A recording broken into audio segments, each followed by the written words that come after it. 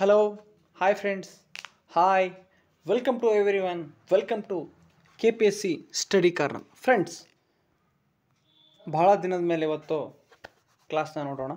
ಇವತ್ತು ನಾವು ಎಕನಾಮಿಕ್ಸ್ಗೆ ಅಥವಾ ಅರ್ಥಶಾಸ್ತ್ರಕ್ಕೆ ಸಂಬಂಧಿಸಿದಂತೆ ಈ ಪಂಚವಾರ್ಷಿಕ ಯೋಜನೆಗಳು ಅಥವಾ 5 ಇಯರ್ಸ್ ಪ್ಲ್ಯಾನ್ಗಳನ್ನು ನೋಡ್ತಾ ಹೋಗೋಣ. ನೋಡಿ, ಎಕ್ಸಾಮ್ ಪಾಯಿಂಟ್ ಆಫ್ ವ್ಯೂ ಪ್ರತಿಯೊಂದು ಸ್ಪರ್ಧಾತ್ಮಕ ಪರೀಕ್ಷೆಯಲ್ಲಿ ಸ್ಪರ್ಧಾತ್ಮಕ ಪ್ರಶ್ನೆ ಪತ್ರಿಕೆಯಲ್ಲಿ ಈ 5 ಇಯರ್ಸ್ ಪ್ಲ್ಯಾನ್ಗೆ ಸಂಬಂಧಿರ್ತಕ್ಕಂಥ ಒಂದು ಕ್ವಶನ್ನು ಆಲ್ಮೋಸ್ಟ್ ಆಲ್ ಯಾವಾಗಲೂ ಅರೈಸ್ ಆಗ್ತಾ ಇರುತ್ತೆ. ನೋಡಿ, ಹಾಗಾದರೆ ಈ ಪಂಚವಾರ್ಷಿಕ ಯೋಜನೆಗಳ ಬಗ್ಗೆ ನೋಡ್ತಾ ಮೊದಲನೇದಾಗಿ ನೋಡಿ, ಹಾಗಾದರೆ ಈ ಪಂಚವಾರ್ಷಿಕ ಏನಪ್ಪ ಅಂತಂದರೆ, ಸರ್ಕಾರ ಮುಂಬರುವ 5 ವರ್ಷಗಳವರೆಗೆ ನಾವು ಯಾವ ರೀತಿ ಯೋಜನೆಗಳನ್ನು ರೂಪಿಸಬೇಕು, ಯಾವ ಒಂದು ಕ್ಷೇತ್ರದಲ್ಲಿ ನಮ್ಮ ಹೂಡಿಕೆಯನ್ನು ಮಾಡಬೇಕು, ಯಾವ ಒಂದು ಕ್ಷೇತ್ರದಲ್ಲಿ ನಾವು ಅಭಿವೃದ್ಧಿಯನ್ನು ಸಾಧಿಸಲಿಕ್ಕೆ ನಮಗೆ ಬಹಳ ಹೆಲ್ಪ್ಫುಲ್ ಆಗುತ್ತೆ ಅಂತ ಒಂದು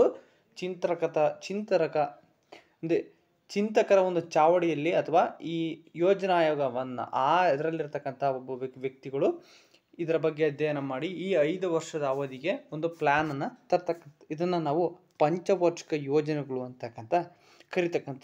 ನೋಡಿ, ಈಗ ನೋಡಿದ್ದೀವಿ ನಾವು ಪಂಚವಾರ್ಷಿಕ ಯೋಜನೆಗಳ ಇತಿಹಾಸ ನೋಡ್ತಾ ಬಂದೆ. ನೋಡಿ, ಪಂಚವಾರ್ಷಿಕ ಯೋಜನೆಗಳು 1940-50ರ ದಶಕದಲ್ಲಿ ಆರ್ಥಿಕತೆಯನ್ನು ಪುನರ್ ನಿರ್ಮಾಣ ಮಾಡುವ ಪ್ರಕ್ರಿಯೆಗೆ ಯೋಜನೆಯು ಪ್ರಾಮುಖ್ಯತೆಯನ್ನು ನಡೆಸಿದೆ. ನೋಡಿ, 1947ರಲ್ಲಿ ಅಲ್ಲಿ ತನಕ ಬ್ರಿಟಿಷರು ಆಳಿ ನಮಗೆ ಸ್ವಾತಂತ್ರ್ಯ ತಂದುಕೊಟ್ರು. ನಮಗೆ ಸ್ವಾತಂತ್ರ್ಯ ಕೊಟ್ಟಂಥ ಸಂದರ್ಭದಲ್ಲಿ ನಮ್ಮ ಒಂದು ಭಾರತದಲ್ಲಿ ಕೃಷಿ ಮೂಲ, ಆರ್ಥಿಕತೆ ಮೂಲ ಬಹಳ ಹದಗೆಟ್ಟಿತ್ತು. ಹಾಗಾಗಿ ನಮ್ಮ ಎಕನಾಮಿಯನ್ನು ಮತ್ತು ನಮ್ಮ ಕೃಷಿ ಮೂಲವನ್ನು ನಾವು ಎತ್ತಿಡಬೇಕು. ಆ ಒಂದು ಗುರಿಯ ನಿಟ್ಟಿನಲ್ಲಿ ನಮ್ಮ ಭಾರತದಲ್ಲಿರ್ತಕ್ಕಂಥ ಚಿಂತಕರು ಅಥವಾ ಮತ್ತು ಬುದ್ಧಿವಂತರು ಏನಪ್ಪ ಅಂತಂದರೆ, ನಮ್ಮ ಕುಗ್ಗಿ ಹೋಗಿರ್ತಕ್ಕಂಥ ಒಂದು ಆರ್ಥಿಕತೆಯನ್ನು ಮತ್ತೆ ನಾವು ಹೇಗೆ ಪುನರ್ ನಿರ್ಮಾಣ ಮಾಡಬೇಕು, ಯಾವ ರೀತಿ ತಳಮಟ್ಟದಲ್ಲಿರ್ತಕ್ಕಂಥ ಕೃಷಿ ವ್ಯವಸ್ಥೆ ಮತ್ತು ಆರ್ಥಿಕ ವ್ಯವಸ್ಥೆಯನ್ನು ಮೇಲ್ಮಟ್ಟಕ್ಕೆ ತರಬೇಕು ಅನ್ನೋ ಕಾರಣದಿಂದ ಈ 5 ವರ್ಷದ ಒಂದು ಪ್ಲ್ಯಾನ್ಗಳನ್ನು ಇವರು ಮಾಡ್ತಾವೆ. ಇದನ್ನು ನಾವು ಏನಂತ ಕರಿತೀವಪ್ಪ ಅಂತಂದರೆ ಪಂಚವಾರ್ಷಿಕ ಯೋಜನೆಗಳಂತ ಕರಿತಕ್ಕಂಥ. ನೋಡಿ, ಈ ಪಂಚವಾರ್ಷಿಕ ಯೋಜನೆಯನ್ನು ವಿವಿಧ ಕೈಗಾರಿಕೋದ್ಯಮಿಗಳು 1944ರಲ್ಲಿ ಒಟ್ಟುಗೂಡಿಸಿದ್ದಾರೆ. ನೋಡಿ, ಈ 5 ಇಯರ್ಸ್ ಪ್ಲ್ಯಾನ್ ಅಂತಕ್ಕಂಥದ್ದನ್ನು ಈ 5 ಇಯರ್ಸ್ ಪ್ಲ್ಯಾನ್ ಅಂತಕ್ಕಂಥದ್ದನ್ನ 1944ರಲ್ಲಿ ಈ ವಿವಿಧ ಕೈಗಾರಿಕೋದ್ಯಮಿಗಳು ಭಾರತದಾದ್ಯಂತ ಮತ್ತು ಭಾರತದಲ್ಲಿ ಯೋಜಿತ ಅರ್ಥವ್ಯವಸ್ಥೆಯನ್ನು ಸ್ಥಾಪಿಸಲು ಜಂಟಿ ಪ್ರಸ್ತಾಪವನ್ನು ರಚಿಸಿದರು. ನೋಡಿ, ಈ 1944ರಲ್ಲಿ ಭಾರತದಲ್ಲಿ ಇರ್ತಕ್ಕಂಥ ದೊಡ್ಡ ದೊಡ್ಡ ಕೈಗಾರಿಕೋದ್ಯಮಿಗಳು ತಮ್ಮ ಭಾರತದಲ್ಲಿ ಒಂದು ಯೋಜಿತ ಆರ್ಥಿಕ ವ್ಯವಸ್ಥೆಯನ್ನು ಸ್ಥಾಪಿಸಬೇಕು ಮತ್ತು ದೊಡ್ಡ ಮಟ್ಟದಲ್ಲಿ ಆರ್ಥಿಕತೆ ಪ್ರಗತಿ ಆಗಬೇಕು ಅನ್ನೋ ಒಂದು ಕಾರಣದಿಂದ ಈ ಇಂಡಸ್ಟ್ರಿಯಲಿಸ್ಟ್ಗಳು 1944ರಲ್ಲಿ ಒಂದು ಒಟ್ಟುಗೂಡಿ ಒಂದು ಸಭೆಯನ್ನು ಕರಿತಕ್ಕಂಥ. ನೋಡಿ, ಇದನ್ನು ನಾವು ಏನಂತ ಕರಿತೀವಪ್ಪ ಅಂತಂದ್ರೆ, ಇದನ್ನು ಬಾಂಬೆ ಯೋಜನೆ ಅಂತಕ್ಕಂಥ ಕರಿತಕ್ಕ. ಎಕ್ಸಾಮಲ್ಲಿ ಕೇಳ್ತಾನೆ. ನೋಡಿ, ಏನಪ್ಪ ಅಂತಂದರೆ ಬಾಂಬೆ ಯೋಜನೆ ಯಾವ ಇಸ್ವಿಯಲ್ಲಿ ನಡೀತಪ್ಪ ಅಂತಂದರೆ 1944ರಲ್ಲಿ ಈ ಬಾಂಬೆ ಯೋಜನೆ ಅಂತಕ್ಕಂಥದ್ದು ನಡೀತಕ್ಕಂಥದ್ದು. ಈ ಬಾಂಬೆ ಯೋಜನೆ ಅಂತಕ್ಕಂಥದ್ದು ಏನಕ್ಕಪ್ಪ ಸಂಬಂಧಿಸಿಅಂತಂದರೆ, ಕುಗ್ಗಿ ಹೋದ ಭಾರತದ ಆರ್ಥಿಕ ಮಟ್ಟವನ್ನು ಭಾರತದಲ್ಲಿ ಇರ್ತಕ್ಕಂಥ ಕೈಗಾರಿಕೋದ್ಯಮಿಗಳು ಒಂದು ಜಾಗದಲ್ಲಿ ಸೇರಿ ಯಾವ ರೀತಿ ನಮ್ಮ ಆರ್ಥಿಕತೆಯನ್ನು ಮುಂದುವರಿಸಬೇಕು, ಯಾವ ರೀತಿ ನಾವು 5 ಇಯರ್ಸ್ ಪ್ಲ್ಯಾನ್ಗಳನ್ನು ಹೂಡಬೇಕು ಅಂತ ಒಂದು ಸೇರಿರ್ತಕ್ಕಂಥ ಸಭೆಯನ್ನು ನಾವು ಬಾಂಬೆ ಯೋಜನೆ ಅಂತಕ್ಕಂಥ ಕರಿತಕ್ಕಂಥದ್ದು. ನೋಡಿ, ಇದು 1944ರಲ್ಲಿ ಆರಂಭವಾದಕ್ಕಂಥ. ಎಕ್ಸಾಮಲ್ಲಿ ಕೇಳ್ತೀನಿ ಏನಪ್ಪ ಅಂತಂದರೆ ಬಾಂಬೆ ಯೋಜನೆಯ ನಡೆದಂಥ ವರ್ಷವನ್ನು ಕೇಳ್ತಾರೆ. ನೋಡಿ, ಹಾಗಾದರೆ ಈ ಬಾಂಬೆ ಯೋಜನೆಯು ಭಾರತದಲ್ಲಿ ಆರ್ಥಿಕ ಅಭಿವೃದ್ಧಿಯ ಯೋಜನೆಯು ಸ್ವಾತಂತ್ರ್ಯದ ನಂತರ ದೇಶಕ್ಕೆ ನಿರ್ಣಾಯಕವಾದ ಆಯ್ಕೆ ಆಗಿರ್ತಕ್ಕಂಥದ್ದು. ಏನಪ್ಪ ಅಂತಂದರೆ, ಬ್ರಿಟಿಷರು ನಮಗೆ ಸ್ವಾತಂತ್ರ್ಯ ಕೊಟ್ಟು ಹೋದ ನಂತರ ನಮ್ಮ ಭಾರತಕ್ಕೆ ನಮ್ಮ ಆರ್ಥಿಕತೆಯನ್ನು ಮೇಲೆತ್ತಲು ಮತ್ತು ಆರ್ಥಿಕವಾಗಿ ನಾವು ಸದೃಢವಾಗಲು ಈ ಬಾಂಬೆ ಯೋಜನೆ ಅಂತಕ್ಕಂಥ ಒಂದು ಅಭಿವೃದ್ಧಿ ಯೋಜನೆಯು ಸ್ವಾತಂತ್ರ್ಯ ನಂತರದ ದೇಶಕ್ಕೆ ಇದು ನಿರ್ಣಾಯಕವಾದ ಆಯ್ಕೆ ಆಗಿರ್ತಕ್ಕಂಥದ್ದು. ನೋಡಿ, ಹಾಗಾದರೆ ನೀವು ಈಗ 5 ಇಯರ್ಸ್ ಪ್ಲ್ಯಾನ್ ಅಂತ ನೋಡಿದ್ವಿ, ಪಂಚವಾರ್ಷಿಕ ಯೋಜನೆಗಳು ಅಂತ ನೋಡಿದ್ವಿ. ಹಾಗಾದರೆ ಈ ಪಂಚವಾರ್ಷಿಕ ಯೋಜನೆ ಅಂತಕ್ಕಂಥ ಕಾನ್ಸೆಪ್ಟು ಎಲ್ಲಿ ಹುಟ್ಕೊಂತು, ಪ್ರಪಂಚದಲ್ಲಿ ಎಲ್ಲಿ ಮೊದಲು ಪರಿಚಯಿಸಿತು ಅಂತ ನೋಡ್ತಾ ಬಂದರೆ, ನೋಡಿ 1928ರಲ್ಲಿ ಸೋವಿಯತ್ ಒಕ್ಕೂಟ ಅಥವಾ ಅಂತಂದರೆ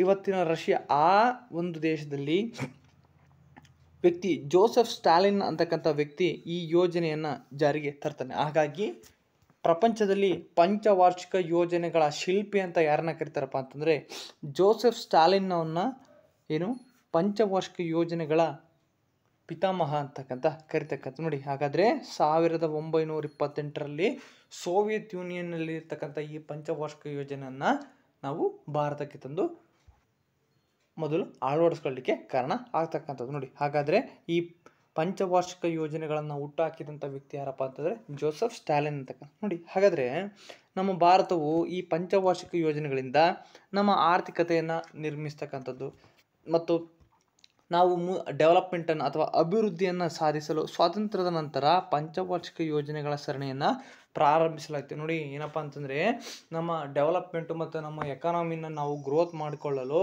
ಈ ಒಂದು 5 ಇಯರ್ಸ್ ಪ್ಲ್ಯಾನನ್ನು ಸ್ವಾತಂತ್ರ್ಯದ ನಂತರ ಅಥವಾ 1947ರ ನಂತರ ನಾವು ಈ ಸ್ಕೀಮನ್ನು ಪಂಚವಾರ್ಷಿಕಗಳ ಯೋಜನೆ ರೀತಿಯ ಸರಣಿಯಲ್ಲಿ ನಾವು ಹಮ್ಮಿಕೊಳ್ಳಲಾಯಿತು ಅಂತ ತಿಳ್ಕೊಳ್ಳೋಣ. ನೋಡಿ, ತದನಂತರ ನೋಡಿ 5 ಇಯರ್ಸ್ ಪ್ಲ್ಯಾನ್ಗಳ ಪರಿಕಲ್ಪನೆ ಏನು? ಹಾಗಾದರೆ ಪಂಚವಾರ್ಷಿಕ ಯೋಜನೆಗಳು ಅಂತಂದರೆ ಏನಪ್ಪ ಅಂತ ನೋಡ್ತಾರೆ. ನೋಡಿ, ಪಂಚವಾರ್ಷಿಕ ಯೋಜನೆಗಳು ಅಂತಂದರೆ ಸಿಂಪಲ್ ಏನಪ್ಪ ಅಂತಂದರೆ ಇದು ಒಂದು ಸಿಂಪಲ್ ಆಗಿರ್ತಕ್ಕಂಥ ಒಂದು ಕಲ್ಪನೆ. ಏನಪ್ಪ ಅಂತಂದರೆ ಈ ಭಾರತ ಸರ್ಕಾರ ಮುಂಬರ್ತಕ್ಕಂಥ 5 ವರ್ಷಗಳ ಎಲ್ಲ ಆದಾಯ ಮತ್ತು ವೆಚ್ಚಗಳೊಂದಿಗೆ ಇರ್ತಕ್ಕಂಥ ಒಂದು ದಾಖಲೆಗಳನ್ನು ಸಿದ್ಧಪಡಿಸುತ್ತೆ. ಇದನ್ನು ನಾವು ಬಜೆಟ್ ಅಂತ ಕರಿತೀವಿ. ಹಾಗಾಗಿ ಯಾವ ಕ್ಷೇತ್ರದಲ್ಲಿ ಮತ್ತು ಒಂದು ನಮಗೆ ಯಾವುದರ ಅವಶ್ಯಕತೆ ಹೆಚ್ಚಿದೆ ಆ ಒಂದು ಕ್ಷೇತ್ರದ ಬಗ್ಗೆ 5 ವರ್ಷಗಳಲ್ಲಿ ನಾವು ಯಾವ ರೀತಿ ಅಭಿವೃದ್ಧಿಯನ್ನು ಮಾಡ್ತಕ್ಕಂಥದ್ದು, ಅದರ ಮೇಲೆ ಯಾವ ರೀತಿ ಸಂಶೋಧನೆಗಳನ್ನು ಮಾಡ್ತಕ್ಕಂಥದ್ದು, ಆ ಒಂದು ಕ್ಷೇತ್ರವನ್ನು ಡೆವಲಪ್ಮೆಂಟ್ ಮಾಡಲು ನಾವು ಯಾವ ರೀತಿ ಅಲ್ಲಿ ಸ್ಕೀಮ್ಗಳನ್ನು ಮತ್ತು ಯಾವ ತರಹದ ಕೆಲಸಗಳನ್ನು ಮಾಡಲಿಕ್ಕೆ ಯೋಜನೆಯನ್ನು ಹಾಕಬೇಕು ಅಂತಕ್ಕಂಥ ನಾವು ಈ 5 ಇಯರ್ಸ್ ಪ್ಲ್ಯಾನಲ್ಲಿ ನಾವು ಒಂದು ಸಿಸ್ಟಮನ್ನು ಈ 5 ಇಯರ್ಸ್ ಪ್ಲ್ಯಾನಲ್ಲಿ ನೋಡ್ತಕ್ಕಂಥದ್ದು. ನೋಡಿ, ಹಾಗಾದರೆ ಈ ಕೇಂದ್ರ ಸರ್ಕಾರವು ತನ್ನ ಎಲ್ಲ ರಾಜ್ಯ ಸರ್ಕಾರಗಳ ಬಜೆಟನ್ನು 2 ಭಾಗಗಳಾಗಿ ವಿಂಗಡಿಸ್ತದೆ. ನೋಡಿ, ಕೇಂದ್ರ ಸರ್ಕಾರ ತನ್ನ ಎಲ್ಲ ರಾಜ್ಯಗಳ ಬಜೆಟನ್ನು 2 ರೀತಿಯಾಗಿ ಬಜೆಟನ್ನು ವಿಂಗಡಿಸ್ತದೆ. ಒಂದು ಯೋಜನೇತರ ಬಜೆಟ್ ಮತ್ತು ಇನ್ನೊಂದು ಯೋಜನಾ ಬಜೆಟ್.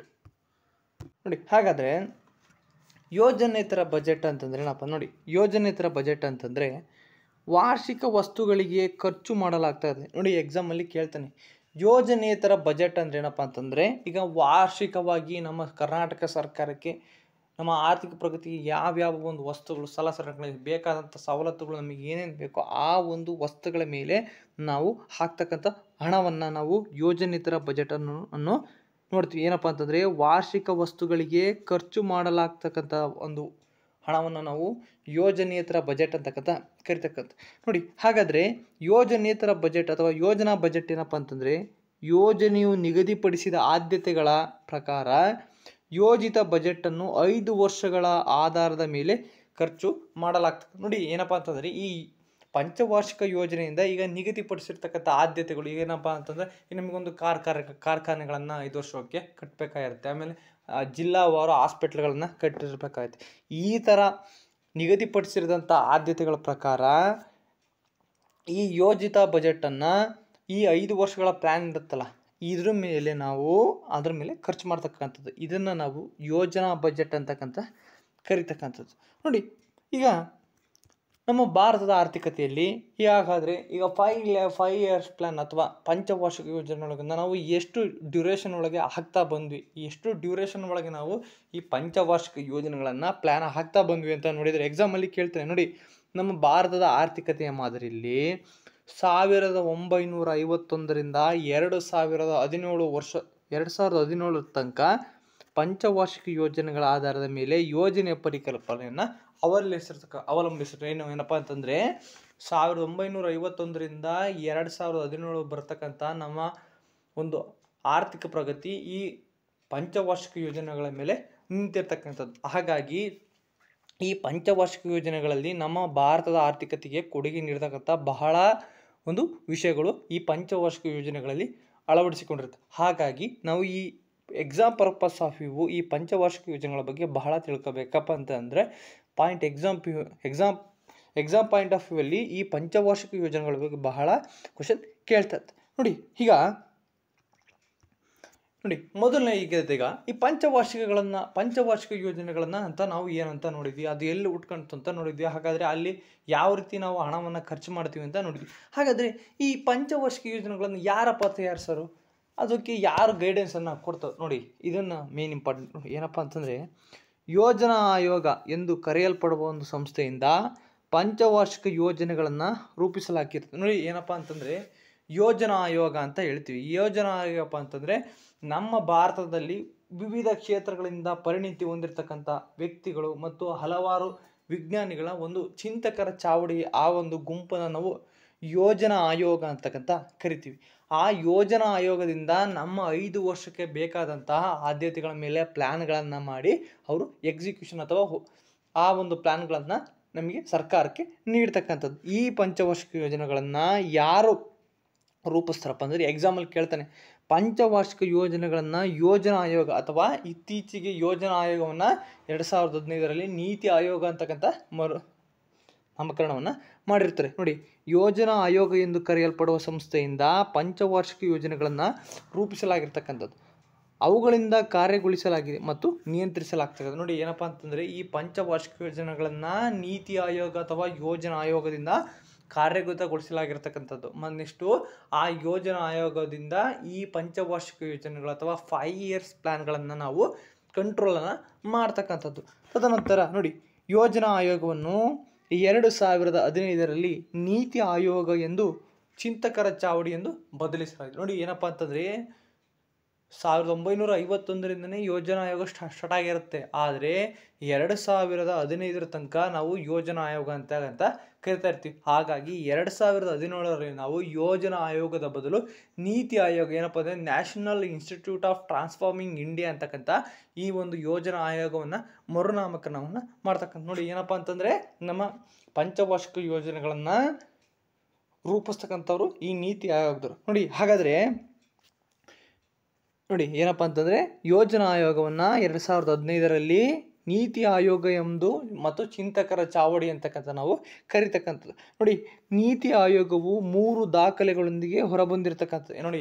ಈ ನೀತಿ ಆಯೋಗವು 3 ದಾಖಲೆಗಳೊಂದಿಗೆ ಹೊರಬಂದಿರತಕ್ಕಂಥ ಏನಪ್ಪ ಅಂತಂದರೆ 3 ವರ್ಷದ ಕಾರ್ಯಸೂಚಿ, 7 ವರ್ಷದ ಮಧ್ಯಮ ಅವಧಿಯ ಕಾರ್ಯತಂತ್ರದ ಕಾಗದ ಮತ್ತು 15 ವರ್ಷದ ಮಿಷನ್ ಡಾಕ್ಯುಮೆಂಟ್ಗಳು. ಏನಪ್ಪ ಅಂತಂದರೆ ನೋಡಿ 3 ವರ್ಷಗಳಿಂದ ನಮ್ಮ ಹಾಗು ಹೋಗು ಮತ್ತು ಸರ್ಕಾರ ವೆಚ್ಚ ಮಾಡಿರ್ತಕ್ಕಂಥ ಖರ್ಚುಗಳ ಒಂದು ದಾಖಲೆಗಳನ್ನೇ ಹೊರಬಂದಿದೆ. ನೆಕ್ಸ್ಟು 3 ವರ್ಷದ ಕಾರ್ಯಸೂಚಿ ಅಂತಂದರೆ ಮುಂಬರುವ 3 ವರ್ಷಗಳಲ್ಲಿ ಯಾವ ರೀತಿ ನಾವು ಕೆಲಸವನ್ನು ಮಾಡಬೇಕು, ಆ ಕೆಲಸದಿಂದ ನಮ್ಗೆ ಯಾವ ರೀತಿ ಉಪಯೋಗ ಆಗ್ತಕ್ಕಂಥದ್ದು ಅಂತ ಒಂದು ಪ್ಲ್ಯಾನ್ಗಳು, ಒಂದು ಕಾರ್ಯಸೂಚಿಗಳನ್ನು ನೀಡ್ತಕ್ಕಂಥದ್ದು. ನೆಕ್ಸ್ಟು 7 ವರ್ಷದ ಮಧ್ಯಮ ಅವಧಿಯ ಕಾರ್ಯತಂತ್ರದ ಕಾಗದ ಮತ್ತು 15 ವರ್ಷದ ಮಿಷನ್ ಡಾಕ್ಯುಮೆಂಟ್. ಏನಪ್ಪ ಅಂತಂದರೆ ಹೋದ 7 ವರ್ಷ ಮತ್ತು ಮುಂಬರುವ 15 ವರ್ಷಗಳಲ್ಲಿ ಯಾವ ರೀತಿ ನಾವು ಸಸ್ಟೈನಬಲ್ ಡೆವಲಪ್ಮೆಂಟ್ ಅಥವಾ ಸುಸ್ಥಿರ ಅಭಿವೃದ್ಧಿಯ ಕಡೆಗೆ ಯಾವ ರೀತಿ ಮುನ್ನುಗ್ಗಬೇಕು ಅಂತ ಒಂದು ಚಿಂತೆಗಳನ್ನು ಕಾಗದ ರೂಪದಲ್ಲಿ ಈ ಮಿಷನ್ ಡಾಕ್ಯುಮೆಂಟ್ ಮಾಡಿ ನಾವು ಈ ನೀತಿ ಆಯೋಗವನ್ನು ನೋಡ್ಬೋದು.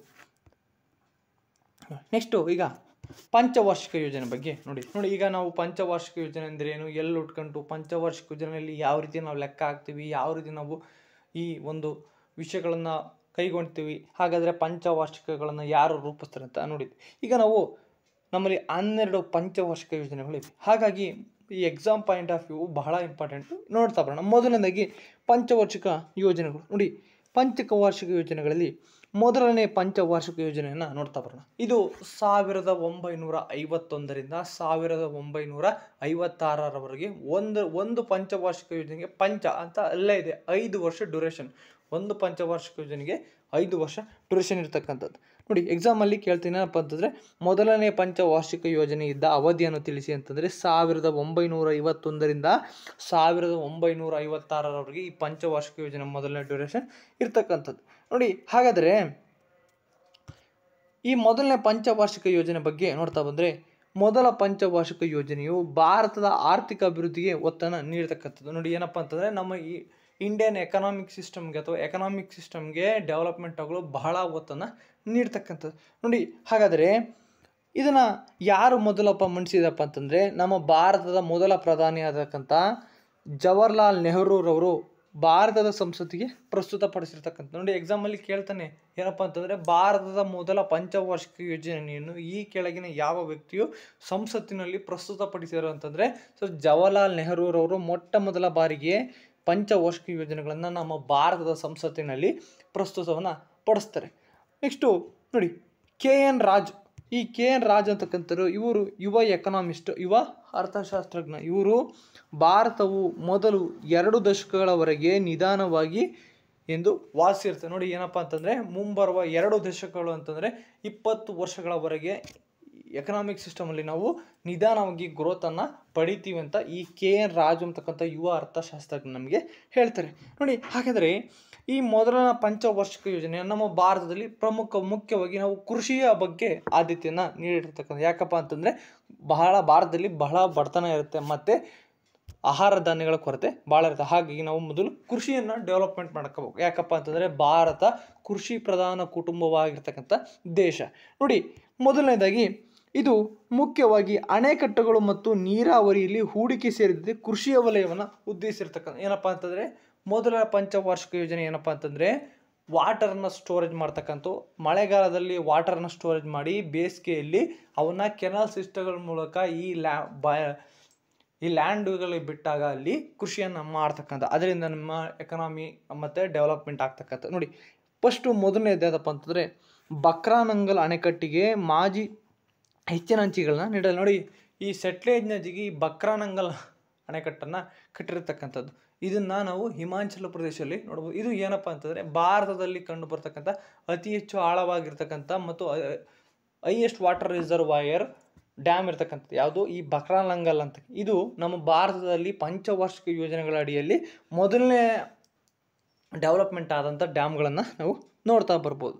ನೆಕ್ಸ್ಟು ನೋಡಿ ಇದರಿಂದ ನಾವು ಏನು ಯಶಸ್ಸಪ್ಪ ಕಂಡ್ವಿ. ಮೊದಲನೇ ಪಂಚವಾರ್ಷಿಕ ಯೋಜನೆ ಅಂತಂದ ರೈತರಲ್ಲಿ ಆದಾಯವನ್ನು ಹೆಚ್ಚಳವನ್ನು ಕಂಡ್ವಿ. ಏನಪ್ಪ ಅಂತಂದರೆ ಈಗ ಈಗ ಮೊದಲು ಏನಪ್ಪ ಅಂತಂದರೆ ರೈತ ಮಳೆಗಾಲದಲ್ಲಿ ಮಾತ್ರ ಬೆಳೆ ಬೆಳೀತಿದ್ದ. ನಮಗೆ ವಾಟರ್ ರಿಸರ್ವಾಯರ್ ಇರಲಿಲ್ಲ, ಹಾಗಾಗಿ ಬೇಸಿಗೆಯಲ್ಲಿ ಖಾಲಿ ಇರ್ತಿದ್ದ. ಹಾಗಾಗಿ ಈ ಮೊದಲನೇ ಪಂಚವಾರ್ಷಿಕ ಯೋಜನೆ ಬಂದ ಮೇಲೆ ನಾವು ಮಳೆಗಾಲದಲ್ಲಿ ಬಂದಿರತಕ್ಕಂಥ ನೀರನ್ನು ವಾಟರ್ ರಿಸರ್ವ್ ಅಥವಾ ಡ್ಯಾಮ್ಗಳಲ್ಲಿ ನೀರನ್ನು ಹಿಡಿದಿಟ್ಕೊಂಡು ಅದನ್ನು ಬೇಸಿಗೆಗಳಲ್ಲಿ ನಮಗೆ ಬೇಕಾದಂತೆ ರೂಪಗಳನ್ನು ಬಳಸ್ಕೊಂಡು ಬೆಳೆಯನ್ನು ಬೆಳೆದಿ. ಅದರಿಂದ ನಮ್ಮ ರೈತರದಲ್ಲಿ ವರ್ಷಕ್ಕೆ 2 ಬೆಳೆಯನ್ನು ಬೆಳ್ಕೊಂಡಂಗಾಯ್ತು. ನೆಕ್ಸ್ಟು ಆಹಾರ ಧಾನ್ಯಗಳಲ್ಲಿ ಉತ್ಪಾದನೆ ಹೆಚ್ಚಾಯಿತು. ನೋಡಿ ಏನಪ್ಪ ಅಂತಂದರೆ ಬೇಸಿಗೆಯಲ್ಲೂ ನಮಗೆ ನೀರು ಸಿಕ್ಕಾಗ ಮತ್ತು ನಾವು ಬೆಳೆಯನ್ನು ಬೆಳೆದ್ವಿ. ಅದರಿಂದ ನಮಗೆ ಎಕನಾಮಿ ಡೆವಲಪ್ಮೆಂಟ್ ಆಯಿತು. ನೆಕ್ಸ್ಟು ಮಾರ್ಕೆಟಲ್ಲಿ ಆಹಾರ ಧಾನ್ಯಗಳ ಸರಬರಾಜು ಹೆಚ್ಚಾಯಿತು. ನೆಕ್ಸ್ಟು ಹಾಗಾದರೆ ನಾವು ಮೊದಲನೇ ಪಂಚವಾರ್ಷಿಕ ಯೋಜನೆಯನ್ನು ಏನಂತ ಕರಿತೀವಪ್ಪ ಅಂತಂದರೆ ಇದು ಹ್ಯಾರಡ್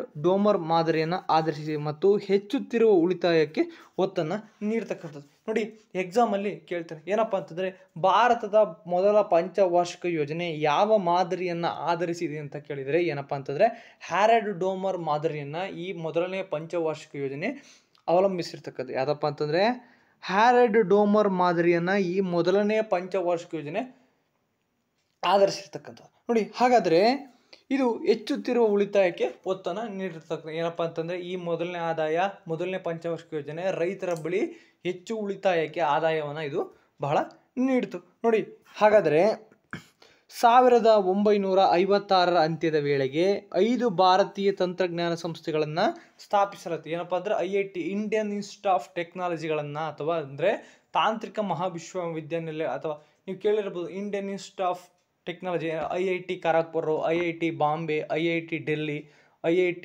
ಕಾನ್ಪುರ, IIT ಮದ್ರಾಸ್. ಈ ರೀತಿ ನಮ್ಮ ಭಾರತದ ಮೊದಲ ಪಂಚವಾರ್ಷಿಕ ಯೋಜನೆಯಲ್ಲಿ ತಾಂತ್ರಿಕವಾಗಿ ಅಭಿವೃದ್ಧಿ ಹೊಂದಲು 5 IIT ಇಂಡಿಯನ್ ಇನ್ಸ್ಟಿಟ್ಯೂಟ್ ಆಫ್ ಟೆಕ್ನಾಲಜಿಗಳನ್ನು ಸ್ಥಾಪಿಸಲಾಯಿತು. ಮೊದಲನೇದಾಗಿ IIT ಖರಗ್ಪುರ, ಪಶ್ಚಿಮ ಬಂಗಾಳದಲ್ಲಿ ಕಂಡುಬರ್ತಕ್ಕಂಥ IIT ಖರಗ್ಪುರವು ಭಾರತದ ಮೊದಲ IIT ಆಗಿರ್ತಕ್ಕಂಥದ್ದು. ಇದು ಸ್ಥಾಪನೆ ಆಗೋದು 1956ರಲ್ಲಿ. ಮೊದಲ ಭಾರತದ IIT ಖರಗ್ಪುರ 1950ರಲ್ಲಿ ಶುರು ಆಗ್ತಕ್ಕಂಥದ್ದು. ನೋಡಿ ತದನಂತರ ಈ ಮೊದಲನೇ ಪಂಚವಾರ್ಷಿಕ ಯೋಜನೆಯಲ್ಲಿ ನಾವು ಒಂದು ಗುರಿಯ ಬೆಳವಣಿಗೆ ದರ ನಾವು ಎಷ್ಟಪ್ಪ ಅಂದರೆ 2.1% ಗುರಿ ಹೊಂದಿರ್ಬೋದು ಅಥವಾ ಅದರ ನಾವು ಕೃಷಿಯಲ್ಲಿ ಇಷ್ಟು ಯಶಸ್ಸನ್ನು ಕಾಣ್ಬೋದು ಅಂತ ಒಂದು ಅಂದಾಜನ್ನು ಮಾಡಿರ್ತಕ್ಕಂಥ. ಆದರೆ ನಾವು ಸಾಧಿಸಿದ ಬೆಳವಣಿಗೆ ಎಷ್ಟಪ್ಪ ಅಂತಂದರೆ 3.6. ನೋಡಿ ಏನಪ್ಪ ಅಂತಂದರೆ ಇಲ್ಲಿಗೆ ನಾವು 1.5 1.5ರಷ್ಟು ಡೆವಲಪ್ಮೆಂಟ ಕಂಡಿರ್ತಕ್ಕದ್ದು. ಯಾವುದು ಎಕ್ಸಾಮಲ್ಲಿ ಕೇಳ್ತೀನಿ ಏನಪ್ಪ ಅಂತಂದರೆ, ಈ ಕೆಳಕಂಡ ಶೇಕಡಾವಾರು ಮೊದಲ ಪಂಚವಾರ್ಷಿಕ ಯೋಜನೆಯಲ್ಲಿ ನಾವು ಬೆಳವಣಿಗೆಯನ್ನು ಕಂಡಿವಿ ಅಂತ ಏನಪ್ಪ ಅಂತ ಕೇಳಿದರೆ, ನಾವು 2.1ಇಂದ ನಾವು ಅಂದಾಜನ್ನು ಮಾಡಿದ್ವಿ. ಆದರೆ ನಾವು 3.6 ಅಷ್ಟರ ಒಳಗೆ ನಾವು ಬೆಳವಣಿಗೆಯನ್ನು ಈ ಕೃಷಿ ಮಾಧ್ಯಮದಲ್ಲಿ ಅಥವಾ ಕೃಷಿ ಸಿಸ್ಟಮಲ್ಲಿ ಮೊದಲ ಪಂಚವಾರ್ಷಿಕ ಯೋಜನೆಯನ್ನು ಬಳಸ್ಕೊಂಡು ನಾವು ಮುನ್ನಡೆಯನ್ನು ಸಾಕ್ತೀವಿ. ತದನಂತರ ಈ ಎರಡನೇ ಪಂಚವಾರ್ಷಿಕ ಯೋಜನೆ ನೋಡಿ, ಎರಡನೇ ಪಂಚವಾರ್ಷಿಕ ಯೋಜನೆ ಏನಪ್ಪ ಅಂತಂದರೆ, ಇದು 1956ರಿಂದ 1961ರವರೆಗೆ ಎರಡನೇ ವಾರ್ಷಿಕ ಯೋಜನೆ ಇದು ಯಾವುದು ನಮ್ಮ ಇಂಡಿಯಾದಲ್ಲಿ ಜಾರಿ ಆಗ್ತಕ್ಕಂಥದ್ದು. ನೋಡಿ, ಇದು ಮುಖ್ಯವಾಗಿ ಮೊದಲು ದೇಶದಲ್ಲಿ ಜನರಿಗೆ ಮೊದಲನೇದಾಗಿ ಆಹಾರ ಮುಖ್ಯ. ಹಾಗಾಗಿ ನಾವು ಆಹಾರ ಬೆಳವಣಿಗೆ ಅಥವಾ ಆಹಾರಕ್ಕೆ ಬೇಕಾದಂಥ ನಮಗೆ ಧಾನ್ಯಗಳ ಡೆವಲಪ್ಮೆಂಟಲ್ಲಿ ಮುಖ್ಯವಾಗಿ ನೋಡಿದ್ವಿ. ಹಾಗಾದರೆ ಎರಡನೇ ಪಂಚವಾರ್ಷಿಕ ಏನಪ್ಪ ಅಂತಂದರೆ, ಎರಡನೇ ಪಂಚವಾರ್ಷಿಕ ಯೋಜನೆ ಮುಖ್ಯವಾಗಿ ಈ ಎರಡನೇ ಪಂಚವಾರ್ಷಿಕ ಯೋಜನೆಯು ತ್ವರಿತ ಕೈಗಾರೀಕರಣ ಮತ್ತು ಸಾರ್ವಜನಿಕ ವಲಯಕ್ಕೆ ಒತ್ತನ್ನು ನೀಡ್ತಕ್ಕಂಥದ್ದು. ನೋಡಿ, ಏನಪ್ಪ ಅಂತಂದರೆ, ಈಗ ನಮ್ಮ ರೈತರಿಗೆ ಬೇಕಾದಂತಹ ಸವಲತ್ತುಗಳು ಮತ್ತು ವಸ್ತುಗಳನ್ನು ಪ್ರೊಡ್ಯೂಸ್ ಮಾಡಲಿಕ್ಕೆ ಕೈಗಾರಿಕೆಗಳು ಬೇಕು. ನೆಕ್ಸ್ಟು ಲ್ಯಾಂಡ್ ಇಲ್ಲದೆ ಇರತಕ್ಕಂಥ ಜನರಿಗೆ ಮತ್ತು ಜನರಿಗೆ ಕೈಗಾರಿಕೆಗಳಲ್ಲಿ ಕೆಲಸ ಕೊಟ್ಟು ನಿರುದ್ಯೋಗವನ್ನು ಕಡಿಮೆ ಮಾಡಲು ಎರಡನೇ ಪಂಚವಾರ್ಷಿಕ ಯೋಜನೆಯಲ್ಲಿ ತ್ವರಿತವಾಗಿ ಇಂಡಸ್ಟ್ರಿಯಲೈಸೇಷನ್ ಅಥವಾ ಕೈಗಾರಿಕೀಕರಣ ಮಾಡ್ತಕ್ಕಂಥದ್ದು. ನೆಕ್ಸ್ಟು ಸಾರ್ವಜನಿಕ ವಲಯಕ್ಕೆ ಬಹಳ ಒತ್ತನ್ನು ನೀಡ್ತಕ್ಕಂಥದ್ದು ಯಾವುದು ಈ ಎರಡನೇ ವಲಯ.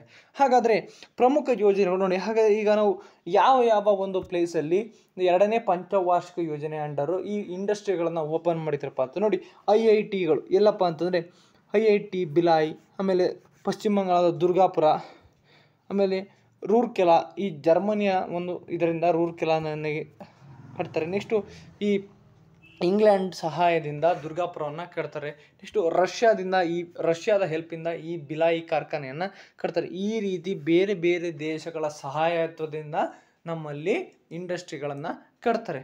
ನೆಕ್ಸ್ಟು ಈ ಎರಡನೇ ಪಂಚವಾರ್ಷಿಕ ಯೋಜನೆಯನ್ನು ಯಾರ ಮಾದರಿಯಲ್ಲಿ ನಾವು ರೂಪಿಸಲಾಯ್ತಪ್ಪ ಅಂತಂದರೆ, ಭಾರತದ ಸಂಖ್ಯಾಶಾಸ್ತ್ರ ಪಿತಾಮಹ ಅಂತಕ್ಕಂಥ ಕರಿತಕ್ಕಂಥ PC ಮಹಾಲನೋಬಿಸ್ ನೇತೃತ್ವದಲ್ಲಿ ಈ ಒಂದು ಎರಡನೇ ಪಂಚವಾರ್ಷಿಕ ಯೋಜನೆಯ ಮಾದರಿಯನ್ನು ನಾವು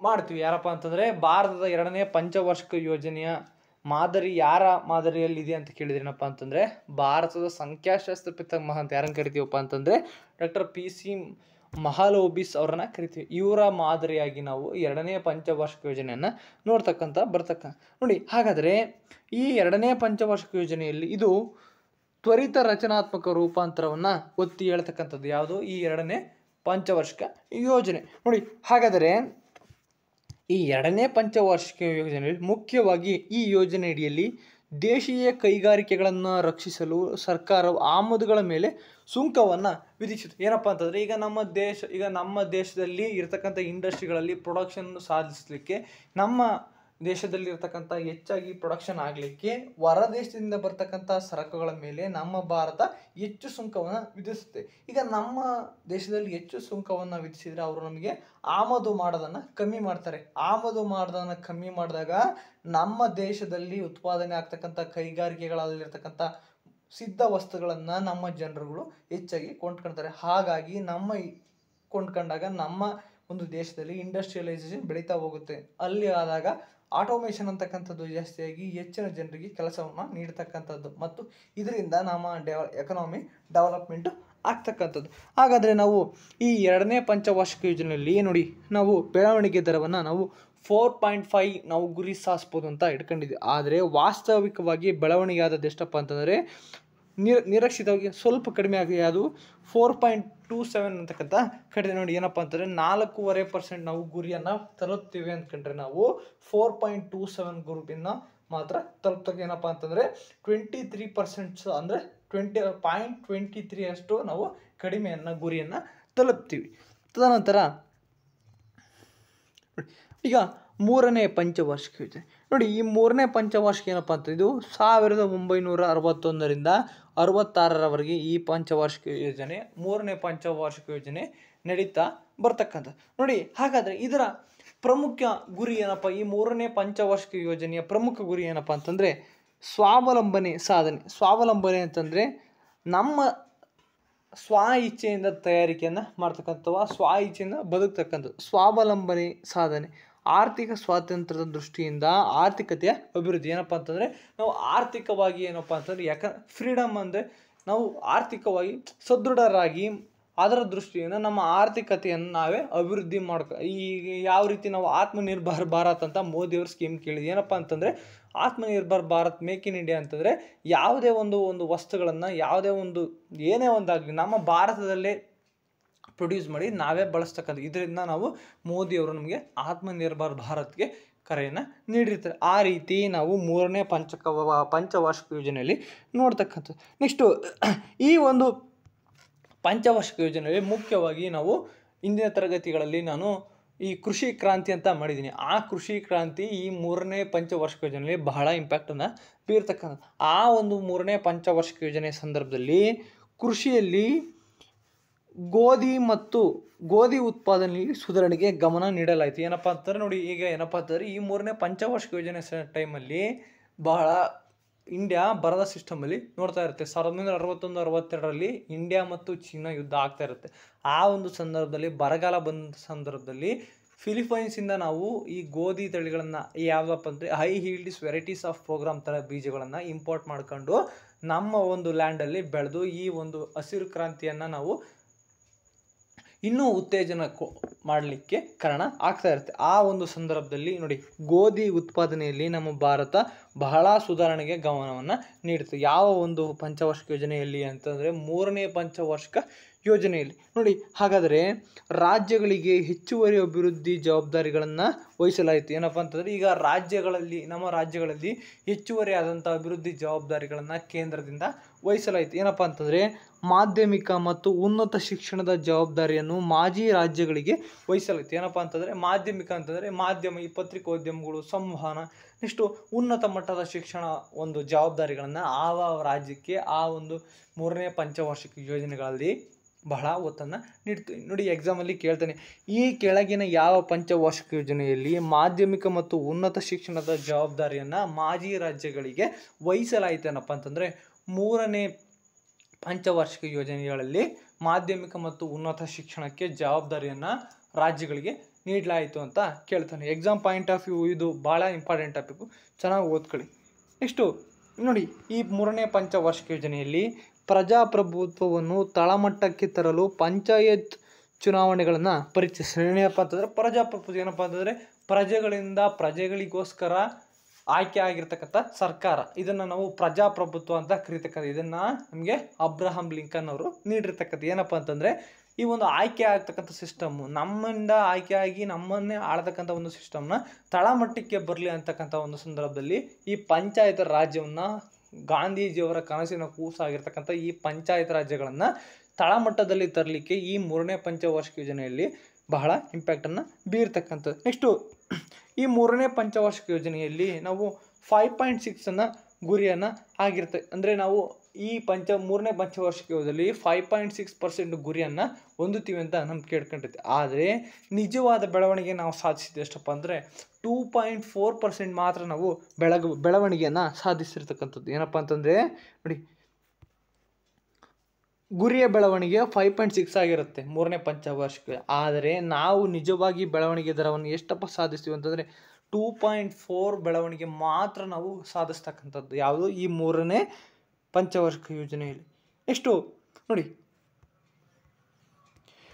ಇದು 3ನೇ ಯೋಜನೆಯ ಶೋಚನೀಯ ವೈಫಲ್ಯವನ್ನು ಸೂಚಿಸ್ತದೆ. ಏನಪ್ಪ ಅಂತಂದರೆ ಈ 3ನೇ ಪಂಚವಾರ್ಷಿಕ ಯೋಜನೆ ಶೋಚನೀಯ ವೈಫಲ್ಯಗಳನ್ನು ಇದು ಸೂಚಿಸ್ತಕ್ಕ. ನೋಡಿ, ಏನಪ್ಪ ಅಂತಂದರೆ ಸರ್ಕಾರವು ಯೋಜನೆ ರಜಾದಿನಗಳನ್ನು ಹೊಂದಿರೋ. ಏನಪ್ಪ ಅಂತಂದರೆ ನಾವು ಆ ಪಂಚವಾರ್ಷಿಕ ಯೋಜನೆಗಳಲ್ಲಿ ಹೂಡಿರ್ತಕ್ಕಂಥ ಯೋಜನೆಗಳಿಗೆ ರೆಸ್ಟ್ ಅಥವಾ ರಜೆಗಳನ್ನು ನೀಡ್ತಕ್ಕಂಥ. ಎಲ್ಲಿಂದ ಅಂತಂದರೆ 1966ರಿಂದ 67ರವರೆಗೆ, 1900ರಿಂದ 67-68, ನೆಕ್ಸ್ಟು 68-69ವರೆಗೆ ಸರ್ಕಾರ ಆಗಿರ್ತಕ್ಕಂಥ ಯೋಜನೆಗಳನ್ನು ಯಾವುದಕ್ಕೆ ಜಾರಿಯನ್ನು ತರಲ್ಲ. ಹಾಗಾಗಿ ಇದನ್ನು ನಾವು ಏನಂತ ಕರಿತೀವಪ್ಪ ಅಂತಂದರೆ ಯೋಜನಾ ರಜಾ ದಿನಗಳನ್ನು ಕರಿತಕ್ಕಂಥದ್ದು. ನೋಡಿ, ಎಕ್ಸಾಮಲ್ಲಿ ಕೇಳ್ತಾನೆ, ಈ ಕೆಳಗಿನ ಯಾವ ಪಂಚವಾರ್ಷಿಕ ಯೋಜನೆಯಲ್ಲಿ ಯೋಜನಾ ರಜೆಗಳನ್ನು ಅಳವಡಿಸಲಾಯಿತು ಅಂತ ಕೇಳಿದರೆ ಪಂಚವಾರ್ಷಿಕ ಯೋಜನೆ 3ನೇ ಪಂಚವಾರ್ಷಿಕ ಯೋಜನೆಗಳಲ್ಲಿ ಈ ರಜಾ ದಿನಗಳನ್ನು ತರಲಾಯಿತು ಅಂತ ನೋಡ್ಕೋಬಹುದು.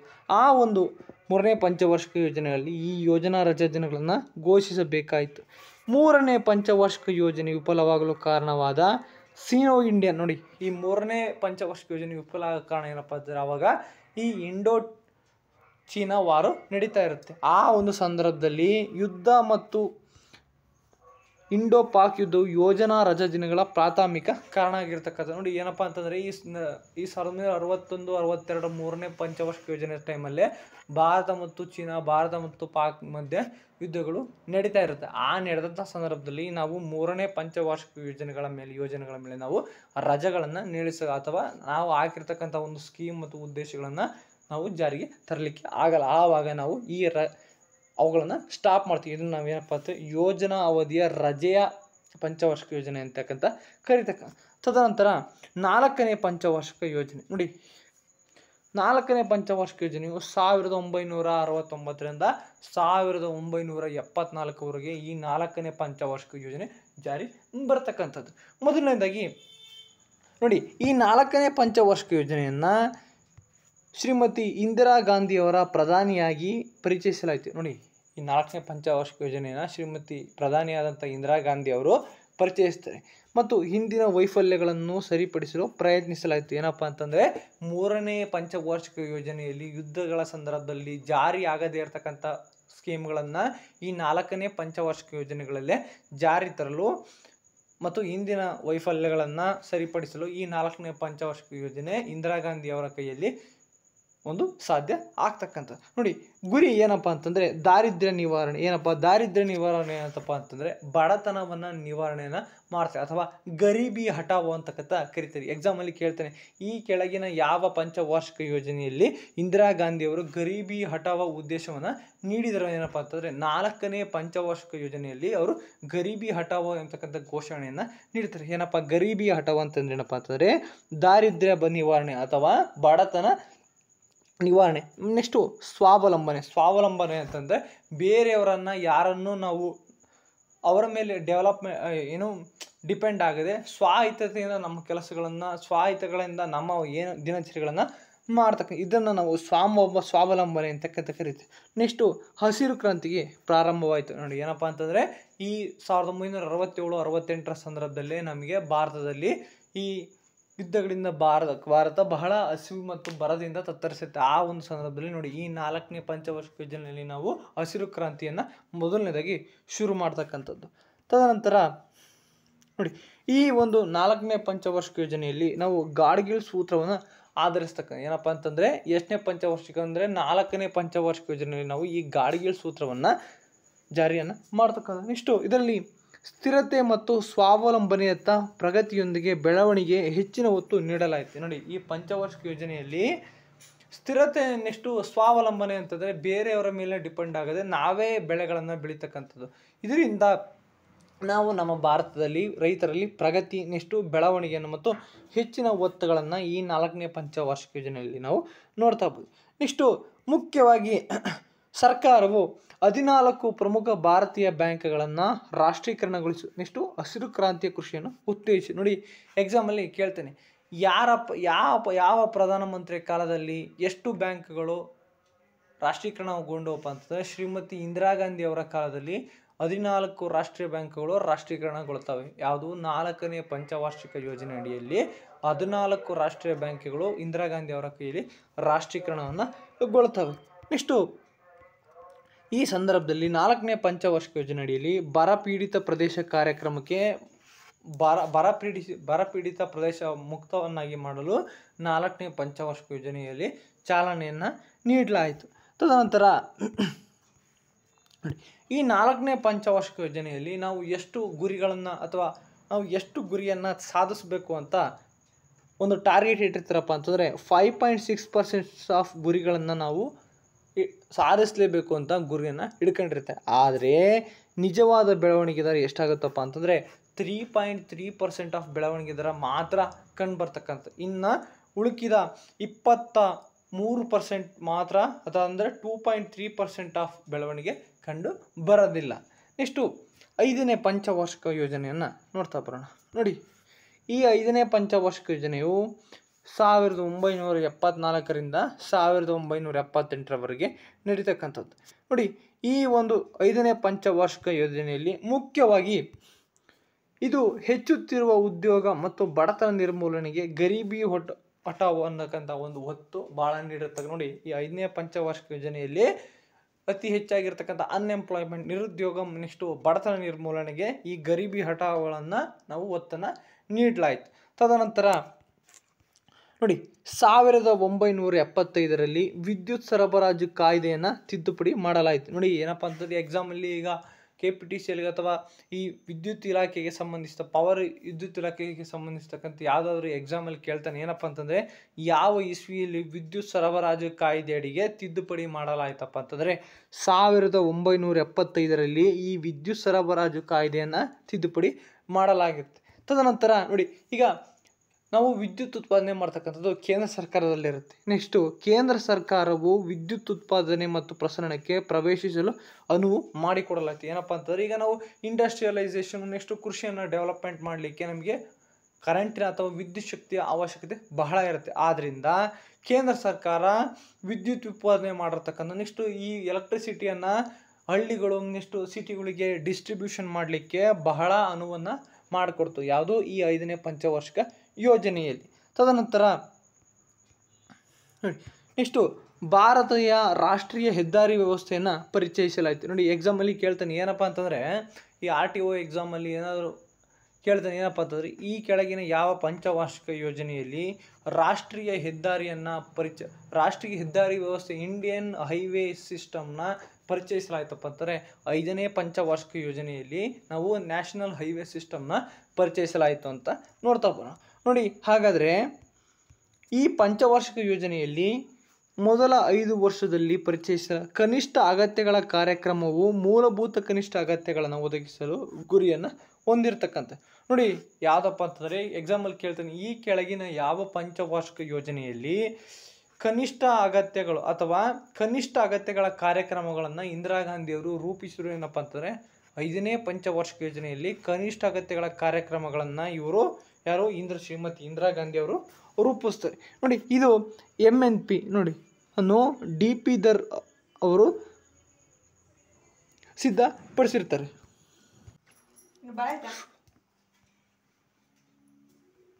ನೆಕ್ಸ್ಟು ಈ 5ನೇ ಪಂಚವಾರ್ಷಿಕ ಯೋಜನೆಯಲ್ಲಿ ನಾವು 4.4% ಗುರಿಯನ್ನು ಸಾಧಿಸ್ತೀವಿ ಅಂತ ಗುರಿಯನ್ನು ಹಾಕೊಂಡಿದ್ದೆ. ಆದರೆ ನಿಜವಾಗಿ ನಾವು 4.8% ಅಥವಾ 0.4% ನಾವು ಹೆಚ್ಚು ಬೆಳವಣಿಗೆಯನ್ನು ಹೊಂದಿರತಕ್ಕಂಥ. ಏನಪ್ಪ ಅಂತಂದರೆ, ಈ 4.4% ನಾವು ಗುರಿಯನ್ನು ಹೊಂದಿರ್ತೀವಿ.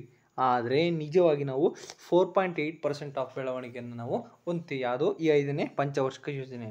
ತದನಂತರ ನೋಡಿ, 1978ರಲ್ಲಿ ಹೊಸದಾಗಿ ಆಯ್ಕೆಯಾದ ಮೊರಾರ್ಜಿ ದೇಸಾಯಿ ಸರ್ಕಾರ ಈ ಯೋಜನೆಯನ್ನು ತಿರಸ್ಕರಿಸಿ. ಏನಪ್ಪ ಅಂತಂದರೆ, ನೋಡಿ, ಈ 5ನೇ ಪಂಚವಾರ್ಷಿಕ ಯೋಜನೆಯನ್ನು 1978ರಲ್ಲಿ ಈ ಇಂದಿರಾ ಗಾಂಧಿ ಅವರು ನ್ಯಾಷನಲ್ ಎಮರ್ಜೆನ್ಸಿಯನ್ನು ಇರ್ತಾರೆ ಅಥವಾ ರಾಷ್ಟ್ರೀಯ ತುರ್ತು ಪರಿಸ್ಥಿತಿಯನ್ನು ಇರ್ತಾರೆ. ಆ ಸಂದರ್ಭದಲ್ಲಿ ಅವರು ಸೋಲಿಗೀಡಾಗ್ತಾರೆ. ಸೋಲಿಗೀಡಾದ ಸಂದರ್ಭದಲ್ಲಿ ಮಧ್ಯಂತರ ಸರ್ಕಾರವಾಗಿ ಈ ಮೊರಾರ್ಜಿ ದೇಸಾಯಿರವರ ಜನತಾ ಸರ್ಕಾರ ಆಡಳಿತಕ್ಕೆ ಬರುತ್ತೆ. ಆ ಆಡಳಿತಕ್ಕೆ ಬಂದಂಥ ಸಂದರ್ಭದಲ್ಲಿ ಈ ಮೊರಾರ್ಜಿ ದೇಸಾಯಿರವರ ಸರ್ಕಾರ ಈ ಗರೀಬಿ ಹಟಾವ್ ಅಂತಕ್ಕಂಥ ಒಂದು ಈ ಪಂಚವಾರ್ಷಿಕ ಯೋಜನೆ 5ನೇ ಪಂಚವಾರ್ಷಿಕ ಯೋಜನೆಯನ್ನು ಇವರು ತಿರಸ್ಕಾರವನ್ನು ಮಾಡ್ತಾರೆ. ಆ ತಿರಸ್ಕಾರ ಆದಂಥ ಸಂದರ್ಭದಲ್ಲಿ ನಾವು ಈ 1978ರಿಂದ 80ರೊಳಗೆ ಒಂದು ರೋಲಿಂಗ್ ಯೋಜನೆ ಅಂತ ನೋಡ್ತೀವಿ, ಅಥವಾ ರೋಲಿಂಗ್ ಸಿಸ್ಟಮ್, ರೋಲಿಂಗ್ ಪದ್ಧತಿಯನ್ನು ನೋಡ್ತೀವಿ. ನೋಡಿ, ರೋಲಿಂಗ್ ಯೋಜನೆ ಅಂತಕ್ಕಂಥದ್ದು ಯಾವುದಕ್ಕೆ ಸಂಬಂಧಿಸಿದೆ ಅಂತ ಎಕ್ಸಾಮಲ್ಲಿ ಕೇಳ್ತಾರೆ. ನೋಡಿ, ಈ ರೋಲಿಂಗ್ ಯೋಜನೆ ಅಂತಕ್ಕಂಥದ್ದು ಇಂಡಿಯನ್ ಎಕನಾಮಿಕ್ಸಲ್ಲಿ ಈ ಪಂಚವಾರ್ಷಿಕ ಯೋಜನೆಗಳು ಅಥವಾ 5 ಇಯರ್ಸ್ ಪ್ಲ್ಯಾನ್ಗಳಂಥ ಒಂದು ಸಿಸ್ಟಮಲ್ಲಿ ಬರ್ತಕ್ಕಂಥದ್ದು. ನೋಡಿ, ಹಾಗಾದರೆ ಇದು ಅಸ್ಥಿರತೆಯ ಅವಧಿಯಾಗಿದೆ.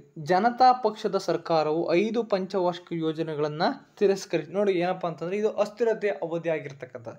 ಇಲ್ಲಿ ಈ ಜನತಾ ಸರ್ಕಾರವು ಈ ಪಂಚವಾರ್ಷಿಕ ಯೋಜನೆಗಳನ್ನು ಇಲ್ಲಿ ತಿರಸ್ಕರಿಸಿ. ನೆಕ್ಸ್ಟು ಮತ್ತು ಹೊಸ 6ನೇ ಪಂಚವಾರ್ಷಿಕ ಯೋಜನೆಯನ್ನು ಪರಿಚಯಿಸಿ. ಏನಪ್ಪ ಅಂತಂದರೆ ಈ ಜನತಾ ಸರ್ಕಾರ 5ನೇ ಪಂಚವಾರ್ಷಿಕ ಯೋಜನೆಗಳನ್ನ ಅವರು ತ್ವರಿತವಾಗಿ ರದ್ದನ್ನು ಮಾಡಿ 6ನೇ ಪಂಚವಾರ್ಷಿಕ ಯೋಜನೆಯನ್ನು ಇವರು ಪರಿಚಯಿಸಿದರು. ಇದನ್ನು 1980ರಲ್ಲಿ ಇಂದಿರಾ ಗಾಂಧಿಯವರು ಮರು ಆಯ್ಕೆಯಾದ ಮೇಲೆ ಭಾರತೀಯ ರಾಷ್ಟ್ರೀಯ ಕಾಂಗ್ರೆಸ್ ತಿರಸ್ಕರಿಸಿದೆ. ಮತ್ತೆ 1980ಗೆ ಮೊರಾರ್ಜಿ ದೇಸಾಯಿರವರ ಅಧಿಕಾರಾವಧಿ ಮುಗಿದ ಮೇಲೆ ಮತ್ತೆ 1980ರಲ್ಲಿ ಇಂದಿರಾ ಗಾಂಧಿ ಅವರ ಸರ್ಕಾರ ಬಂದಾಗ ಈ 6ನೇ ಪಂಚವಾರ್ಷಿಕ ಯೋಜನೆಯನ್ನು ಇಂದಿರಾ ಗಾಂಧಿ ಅವರು ತಿರಸ್ಕರಿಸ್ತಾರೆ ಅಥವಾ ರದ್ದು ಮಾಡ್ತಾರೆ.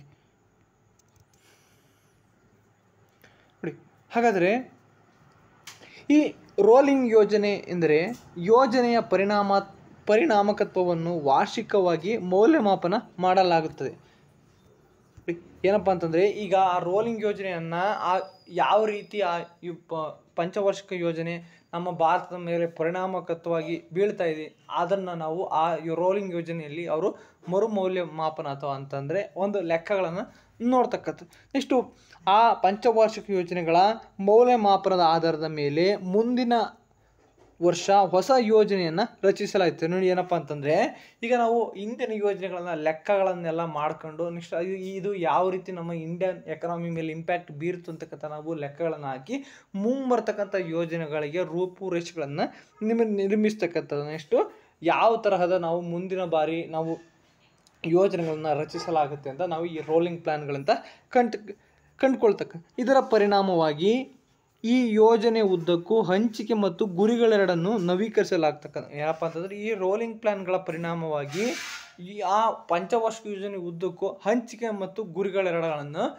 ಮಾಡಿಫೈಡ್ ಅಥವಾ ನವೀಕರಣಗೊಳಿಸಲಿಕ್ಕೆ ನಮಗೆ ಬಹಳ ಹೆಲ್ಪ್ಫುಲ್ ಆಗ್ತಕ್ಕಂಥದ್ದು.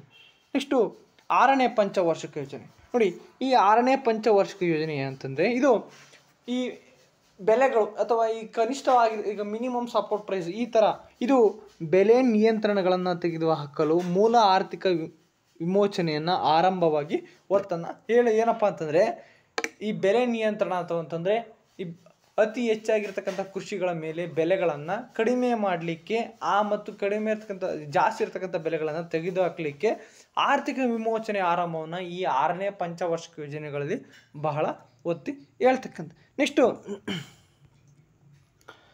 ನೋಡಿ, ಹಾಗಾದರೆ ಈ ಒಂದು 6ನೇ ಪಂಚವಾರ್ಷಿಕ ಯೋಜನೆಯನ್ನು ಇದನ್ನು ನೆಹರೂವಿಯನ್ ಸಮಾಜದ ಅಂತ್ಯವೆಂದು ನೋಡಲಾಯಿತು. ನೋಡಿ, ಕೆಳಗೆ ಏನು ಕೇಳ್ತಾನೆ, ಈ ಕೆಳಗಿನ ಯಾವ ಪಂಚವಾರ್ಷಿಕ ಯೋಜನೆಯನ್ನು ನೆಹರೂವಿಯನ್ ಸಮಾಜದ ಅಂತ್ಯವೆಂದು ನೋಡಲಾಯಿತು ಅಂತಂದರೆ 6ನೇ ಪಂಚವಾರ್ಷಿಕ ಯೋಜನೆಯನ್ನು ನೆಹರೂವಿಯನ್ ಸಮಾಜದ ಅಂತ್ಯವೆಂದು ಅಂತ ನಾವು ನೋಡಲಾಗ್ತಕ್ಕಂಥ. ನೆಕ್ಸ್ಟು ನೋಡಿ, ಅಧಿಕ ಜನಸಂಖ್ಯೆಯನ್ನು ತಡೆಗಟ್ಟಲು ಕುಟುಂಬ ಯೋಜನೆಯನ್ನು ಪರಿಚಯಿಸೋಣ. ಏನಪ್ಪ ಅಂತಂದರೆ, ನಮ್ಮ ಇಂಡಿಯಾದಲ್ಲಿ ಆ ಟೈಮಲ್ಲಿ 6ನೇ ಪಂಚವಾರ್ಷಿಕ ಯೋಜನೆ ಟೈಮಲ್ಲಿ ಬಹಳ ಜನಸಂಖ್ಯೆ ಮಿತಮೆ ಇರುತ್ತೆ. ಹಾಗಾಗಿ ಜನಸಂಖ್ಯೆಯನ್ನು ತಡೆಗಟ್ಟಲು ಕುಟುಂಬ ಯೋಜನೆ ಅಥವಾ ಫ್ಯಾಮಿಲಿ ಪ್ಲ್ಯಾನಿಂಗ್ ಅಂತಕ್ಕಂಥ ಒಂದು ಯೋಜನೆಯನ್ನು ನಮ್ಮ ಭಾರತದಲ್ಲಿ ತರ್ತಾರೆ. ನೋಡಿ, ಈ ಎಕ್ಸಾಮಲ್ಲಿ ಕೇಳ್ತಾನೆ, ಈ ಕೆಳಗಿನ ಯಾವ ಪಂಚವಾರ್ಷಿಕ ಯೋಜನೆಯಲ್ಲಿ ಭಾರತ ಅಥವಾ ಫ್ಯಾಮಿಲಿ ಪ್ಲ್ಯಾನಿಂಗ್ ಅಥವಾ ಕುಟುಂಬ ಯೋಜನೆಯನ್ನು ಜಾರಿ ತಂತಪ್ಪ ಅಂತಂದರೆ 6ನೇ ಪಂಚವಾರ್ಷಿಕ ಯೋಜನೆಯಲ್ಲಿ ಈ ಫ್ಯಾಮಿಲಿ ಪ್ಲ್ಯಾನಿಂಗ್ ಅಥವಾ ಕುಟುಂಬ ಯೋಜನೆಯನ್ನು ಜಾರಿಗೆ ತರ್ತಕ್ಕಂಥದ್ದು. ನೋಡಿ, ಹಾಗಾದರೆ ಈ ಕೃಷಿ ಬ್ಯಾಂಕ್ಗಳು ಈಗ ಎಲ್ಲವೂ ನೋಡಿ, ಹಾಗಾದರೆ ಕೃಷಿಗೆ ಡೆವಲಪ್ಮೆಂಟ್ ಮಾಡಲು ರೈತರಿಗೆ ಸರ್ಕಾರದಲ್ಲಿ ಸಾಲಗಳನ್ನ ಕೊಡಲಿಕ್ಕೆ ಗ್ರಾಮೀಣ ಮಟ್ಟದಲ್ಲಿ ಬ್ಯಾಂಕ್ಗಳನ್ನು ಶುರು ಮಾಡ್ತಾರೆ. ಆ ಸಂದರ್ಭದಲ್ಲಿ ನೋಡಿ, ಶಿವರಾಮನ್ ಸಮಿತಿಯ ಮೇರೆಗೆ ಕೃಷಿ ಮತ್ತು ಗ್ರಾಮೀಣಾಭಿವೃದ್ಧಿಗಳಿಗೆ ರಾಷ್ಟ್ರೀಯ ಬ್ಯಾಂಕನ್ನು ಸ್ಥಾಪಿಸಲಾಯಿತು. ಏನಪ್ಪ ಅಂತಂದರೆ, ಈ ನಬಾರ್ಡ್ ಅಂತಕ್ಕಂಥ ಒಂದು ಬ್ಯಾಂಕನ್ನು ಈ ಗ್ರಾಮೀಣ ಮಟ್ಟದಲ್ಲಿ ರೈತರಿಗೆ ಮತ್ತು ಗ್ರಾಮೀಣಾಭಿವೃದ್ಧಿಗೆ ಒತ್ತನ್ನು ನೀಡಲು ಶಿವರಾಮನ್ ಸಮಿತಿಗೆ ನಬಾರ್ಡ್ ಬ್ಯಾಂಕನ್ನು ಇವರು ಶುರು ಮಾಡ್ತಕ್ಕಂಥದ್ದು. ಯಾವುದು? ಈ 6ನೇ ಪಂಚವಾರ್ಷಿಕ ಯೋಜನೆಯಲ್ಲಿ. ನೋಡಿ, ಈ 6ನೇ ಪಂಚವಾರ್ಷಿಕ ಯೋಜನೆಯಲ್ಲಿ 5.2% ಗುರಿಯನ್ನು ಇವರು ಹೊಂದಿರತಕ್ಕಂಥದ್ದು. ನೋಡಿ, ಏನಪ್ಪ ಅಂತಂದರೆ 5.2% ಗುರಿಯನ್ನು ಹೊಂದಿರ್ತಾರೆ. ಆದರೆ ನಿಜವಾದ ಬೆಳವಣಿಗೆ ಎಷ್ಟಾಗುತ್ತಪ್ಪ ಅಂತಂದರೆ 5.7 ಬೆಳವಣಿಗೆ ಆಗಿರ್ತಕ್ಕ. ಅಂದರೆ 0.5% ಹೆಚ್ಚು ಬೆಳವಣಿಗೆಯನ್ನು ಈ 6ನೇ ಪಂಚವಾರ್ಷಿಕ ಯೋಜನೆಯಲ್ಲಿ ಗೊಳ್ತಾರೆ. ಇದು ಯಶಸ್ವಿಯಾಗಿದೆ ಎಂದು ಸೂಚಿಸಲಾಗತಕ್ಕಂಥ. ನೋಡಿ, ಏನಪ್ಪ ಅಂತಂದರೆ ಈಗ ಗ್ರಾಮೀಣ ಮಟ್ಟದಲ್ಲಿರ್ತಕ್ಕಂಥ ರೈತರಿಗೆ ಸಾಲ ರೂಪದಲ್ಲಿ ನೀಡತಕ್ಕಂಥದ್ದಾಗಿ ಪ್ರಾದೇಶಿಕ ಗ್ರಾಮೀಣ ಬ್ಯಾಂಕ್ಗಳನ್ನು ಮಾಡಿದಾಗ ರೈತರಿಗೆ ತಮಗೆ ಬೇಕಾದಾಗ ಸಾಲ ಸಿಗ್ತಕ್ಕಂಥದ್ದು. ಅದರಿಂದ ರೈತರಿಗೆ ಹೆಲ್ಪ್ ಆಗ್ತಕ್ಕಂಥ ಒಂದು ಸಲುವಾಗಿ ಈ ಒಂದು 6ನೇ ಪಂಚವಾರ್ಷಿಕ ಯೋಜನೆಯಲ್ಲಿ 0.2% ಆಫ್ ಬೆಳವಣಿಗೆಯನ್ನು ನೋಡ್ತೀವಿ. ಇದರಿಂದ ನಮಗೆ ಯಶಸ್ವಿಯಾಗಿದೆ ಎಂದು ಸೂಚಿಸಲು ಆರಾಮಾಗಿ ಕಾಣತಕ್ಕಂಥ. ನೆಕ್ಸ್ಟು 7ನೇ ಪಂಚವಾರ್ಷಿಕ ಯೋಜನೆ ಅಥವಾ 7ನೇ ಪಂಚವಾರ್ಷಿಕ ಯೋಜನೆ 1985ರಿಂದ 1990ರವರೆಗೆ ಇದು ಡ್ಯೂರೇಷನ್ನ ಹೊಂದಿರತಕ್ಕಂಥ. ನೋಡಿ, ಹಾಗಾದರೆ ಈ 7ನೇ ಪಂಚವಾರ್ಷಿಕ ಯೋಜನೆ ಏನಪ್ಪ ಅಂತಂದರೆ ರಾಜೀವ್ ಗಾಂಧಿಯವರ ಪ್ರಧಾನಮಂತ್ರಿಯವರ ನೇತೃತ್ವದಲ್ಲಿತ್ತು. ನೋಡಿ ಏನಪ್ಪ ಅಂತಂದರೆ ಈ 7ನೇ ಪಂಚವಾರ್ಷಿಕ ಯೋಜನೆ ರಾಜೀವ್ ಗಾಂಧಿಯವರ ಪ್ರಧಾನಮಂತ್ರಿಯವರ ಅಂಡರ್ ಈ ಯೋಜನೆ, ಈ ಪಂಚವಾರ್ಷಿಕ ಯೋಜನೆ ಶುರು ಆಗ್ತಕ್ಕಂಥದ್ದು. ನೋಡಿ, ಇದರಲ್ಲಿ ತಂತ್ರಜ್ಞಾನದ ಬಳಕೆಯ ಮೂಲಕ ಕೈಗಾರಿಕೆ ಉತ್ಪಾದಕತೆಯ ಮಟ್ಟವನ್ನು ಸುಧಾರಿಸಲು ಇದು ಒತ್ತನ್ನು ನೀಡಿರ್ತಕ್ಕಂಥ. ನೋಡಿ ಏನಪ್ಪ ಅಂತಂದರೆ ಟೆಕ್ನಾಲಜಿಗಳನ್ನು ಬಳಸ್ಕೊಂಡು ಯಾವ ರೀತಿ ನಾವು ಇಂಡಸ್ಟ್ರಿಯಲೈಸೇಷನ್ನಲ್ಲಿ ಡೆವಲಪ್ಮೆಂಟ್ ಮಾಡ್ಕೋಬೇಕು ಮತ್ತು ಯಾವ ರೀತಿ ನಾವು ಇಂಡಸ್ಟ್ರಿಯಲೈಸೇಷನ್ನ ಒಂದು ಮಟ್ಟವನ್ನು ಸುಧಾರಿಸಲು ಬಹಳ ಹೆಲ್ಪ್ ಆಗುತ್ತೆ ಅಂತ ನೋಡಿದೆ. ಏನಪ್ಪ ಅಂತಂದರೆ ಇಂಡಸ್ಟ್ರಿಯಲೈಸೇಷನಲ್ಲಿ ಕ್ವಾಲಿಟಿಗಳನ್ನು ತರಲು ಇವರು ಟೆಕ್ನಾಲಜಿಗಳನ್ನು ಬಳಸಿದ್ರು. ಯಾರು? ಈ ರಾಜೀವ್ ಗಾಂಧಿ ಅವರು 7ನೇ ಪಂಚವಾರ್ಷಿಕ ಯೋಜನೆಯಲ್ಲಿ. ಈಗ ಫಾರ್ ಎಕ್ಸಾಂಪಲ್ ಈ CNC ಮಷಿನ್ಗಳನ್ನು ತರ್ತಕ್ಕಂಥದ್ದು, ಈ ಆಟೋಮೇಷನ್ಗಳನ್ನು ಮಾಡ್ತೀವಿ. ಈ ರೀತಿ ನಾವು ಇಂಡಸ್ಟ್ರಿಯಲೈಸೇಷನಲ್ಲಿ ಸ್ಟ್ಯಾಂಡರ್ಡ್ ಇಂಡಸ್ಟ್ರಿಗಳನ್ನು ಮಾಡಲಿಕ್ಕೆ ಈ 7ನೇ ಪಂಚವಾರ್ಷಿಕ ಯೋಜನೆಗಳಲ್ಲಿ ನಾವು ಹೆಲ್ಪನ್ನು ನೋಡಿರ್ತಕ್ಕಂಥ. ನೋಡಿ, ಹಾಗಾದರೆ ಈ 7ನೇ ಪಂಚವಾರ್ಷಿಕ ಯೋಜನೆಯಲ್ಲಿ ಇತರ ಉದ್ದೇಶಗಳು ಆರ್ಥಿಕ ಉತ್ಪಾದಕತೆಯನ್ನು ಹೆಚ್ಚಿಸ್ತಕ್ಕಂಥದ್ದು. ಏನಪ್ಪ ಅಂತಂದರೆ ಇಂಡಸ್ಟ್ರಿಗಳಲ್ಲಿ ಟೆಕ್ನಾಲಜಿಗಳು ಬಂದಂಥ ಸಂದರ್ಭದಲ್ಲಿ ಮ್ಯಾನ್ ಪವರ್ ರೆಡ್ಯೂಸ್ ಆಗ್ತಕ್ಕಂಥದ್ದು, ಮಷಿನ್ ಪವರ್ ಇನ್ಕ್ರೀಸ್ ಆಗ್ತಕ್ಕಂಥ, ಆವಾಗ ಅಕ್ಯುರಸಿ ಬರ್ತಕ್ಕಂಥ. ಅಕ್ಯುರಸಿ ಬಂದ ಸಂದರ್ಭದಲ್ಲಿ ವರ್ಕ್ ಅವರ್ ಜಾಸ್ತಿ ಆಗ್ತಕ್ಕಂಥದ್ದು. ಆಹಾರ ಧಾನ್ಯಗಳ ಉತ್ಪಾದನೆಯನ್ನೇ ಹೆಚ್ಚಿಸೋದು. ಏನಪ್ಪ ಅಂತಂದರೆ ಈಗ ಕೃಷಿಗಳಲ್ಲಿ ಮನುಷ್ಯರ ಬಲವನ್ನು ಕಡಿಮೆ ಮಾಡಿ ಯಂತ್ರೋಪಕರಣಗಳ ಬಲವನ್ನು ಹೆಚ್ಚು ಮಾಡಿದಾಗ ನಾವು ಹೆಚ್ಚು ಪ್ರೊಡಕ್ಷನನ್ನು ಬೆಳೀತಕ್ಕಂಥದ್ದು. ಹೆಚ್ಚು ಪ್ರೊಡಕ್ಷನನ್ನು ಬಂದ ಸಂದರ್ಭದಲ್ಲಿ ಆಹಾರ ಧಾನ್ಯಗಳ ಉತ್ಪಾದನೆ ಹೆಚ್ಚು ಮಾಡ್ತಕ್ಕ. ನೆಕ್ಸ್ಟು ಸಾಮಾಜಿಕ ನ್ಯಾಯವನ್ನು ಒದಗಿಸುವ ಮೂಲಕ ಉದ್ಯೋಗವನ್ನು ಸೃಷ್ಟಿಸ್ತವೆ. ಏನಪ್ಪ ಅಂತಂದರೆ ಈಗ ಆ ಪ್ರೊಡಕ್ಷನ್ಗಳನ್ನು ಫ್ಯಾಕ್ಟರಿಗಳಲ್ಲಿ ಆ ಕೃಷಿ ಯಂತ್ರೋಪಕರಣ ಮಾಡಲಿಕ್ಕೆ ಮ್ಯಾನ್ ಪವರ್ ಬೇಕು. ಆ ಮ್ಯಾನ್ ಪವರಿಗೋಸ್ಕರ ಇಂಡಸ್ಟ್ರಿಗಳಲ್ಲಿ ಹೆಚ್ಚು ಜನರಿಗೆ ಸಂಖ್ಯೆ ಇದರಿಂದ ನಮ್ಮ ಕೃಷಿಗೆ ಹೆಲ್ಪ್ಫುಲ್ ಆಗ್ತಕ್ಕಂಥ. ತದನಂತರ ನೋಡಿ, 6ನೇ ಪಂಚವಾರ್ಷಿಕ ಯೋಜನೆಯ ಫಲಿತಾಂಶವು 7ನೇ ಪಂಚವಾರ್ಷಿಕ ಯೋಜನೆಯ ಯಶಸ್ಸಿಗೆ ದೃಢವಾದ ನೆಲೆಯನ್ನು ಒದಗಿಸ್ತಕ್ಕಂಥ. ನೋಡಿ ಏನಪ್ಪ ಅಂತಂದರೆ ಈ 7ನೇ ಪಂಚವಾರ್ಷಿಕ ಯೋಜನೆ ಒಂದು ಸಕ್ಸಸ್ಗೆ ಈ 6ನೇ ಪಂಚವಾರ್ಷಿಕ ಯೋಜನೆ ಬಹಳ ಸಾಥನ್ನು ನೀಡ್ತಕ್ಕಂಥದ್ದು ಅಥವಾ ಬೇಸನ್ನು ಹಾಕ್ತಕ್ಕಂಥದ್ದು. ನೋಡಿ, ಇಷ್ಟು ಈ 7ನೇ ಪಂಚವಾರ್ಷಿಕ ಯೋಜನೆಯು ಇದು ಬಡತನ ವಿರೋಧಿ ಕಾರ್ಯಕ್ರಮಗಳು ಅಂದರೆ ಯಾವ ರೀತಿ ಬಡತನವನ್ನು ಹೋಗಲಾಡಿಸ್ಲಿಕ್ಕೆ ಯಾವ ರೀತಿ ಗುರಿಗಳನ್ನು ಹಾಕಬೇಕು ಅಂತ ಈ ಪಂಚವಾರ್ಷಿಕ ಯೋಜನೆಯಲ್ಲಿ ಬರ್ತಕ್ಕಂಥ. ಇಷ್ಟು ಆಧುನಿಕ ತಂತ್ರಜ್ಞಾನದ ಬಳಕೆ ಮತ್ತು ಭಾರತವನ್ನು ಸ್ವತಂತ್ರ ಆರ್ಥಿಕತೆಯ ಅಗತ್ಯತೆಗೆ ಒತ್ತನ್ನು ನೀಡಲು ಈ 7ನೇ ಪಂಚವಾರ್ಷಿಕ ಯೋಜನೆ ಬಹಳ ನಮಗೆ ಹೆಲ್ಪ್ಫುಲ್ ಆಗ್ತಕ್ಕಂಥದ್ದು. ನೋಡಿ, ಇದು 2000ರ ಹೊತ್ತಿಗೆ ಸ್ವಾವಲಂಬಿ ಬೆಳೆಗಳಿಗೆ ಪೂರ್ವಾಪೇಕ್ಷಿತಗಳನ್ನು ಸಾಧಿಸುವುದರ ಮೇಲೆ ಕೇಂದ್ರೀಕರಿಸಲಾಯಿತು. ಯಾವರಪ್ಪ ಅಂತಂದರೆ 2000 ಇಸ್ವಿ ಬರೋ ಹೊತ್ತಿಗೆ ನಾವು ಯಾವ ರೀತಿ ನಾವು ಸ್ವಾವಲಂಬಿಗಳಾಗಿ ನಾವು ಬೆಳವಣಿಗೆಗೊಳ್ತಕ್ಕಂಥ ಸಂದರ್ಭದಲ್ಲಿ ಪೂರ್ವಾಪೇಕ್ಷಿತ ಅಂತಂದರೆ ನಮಗೆ ಯಾವುದೇ ರೀತಿ ಮುಂಬರುವ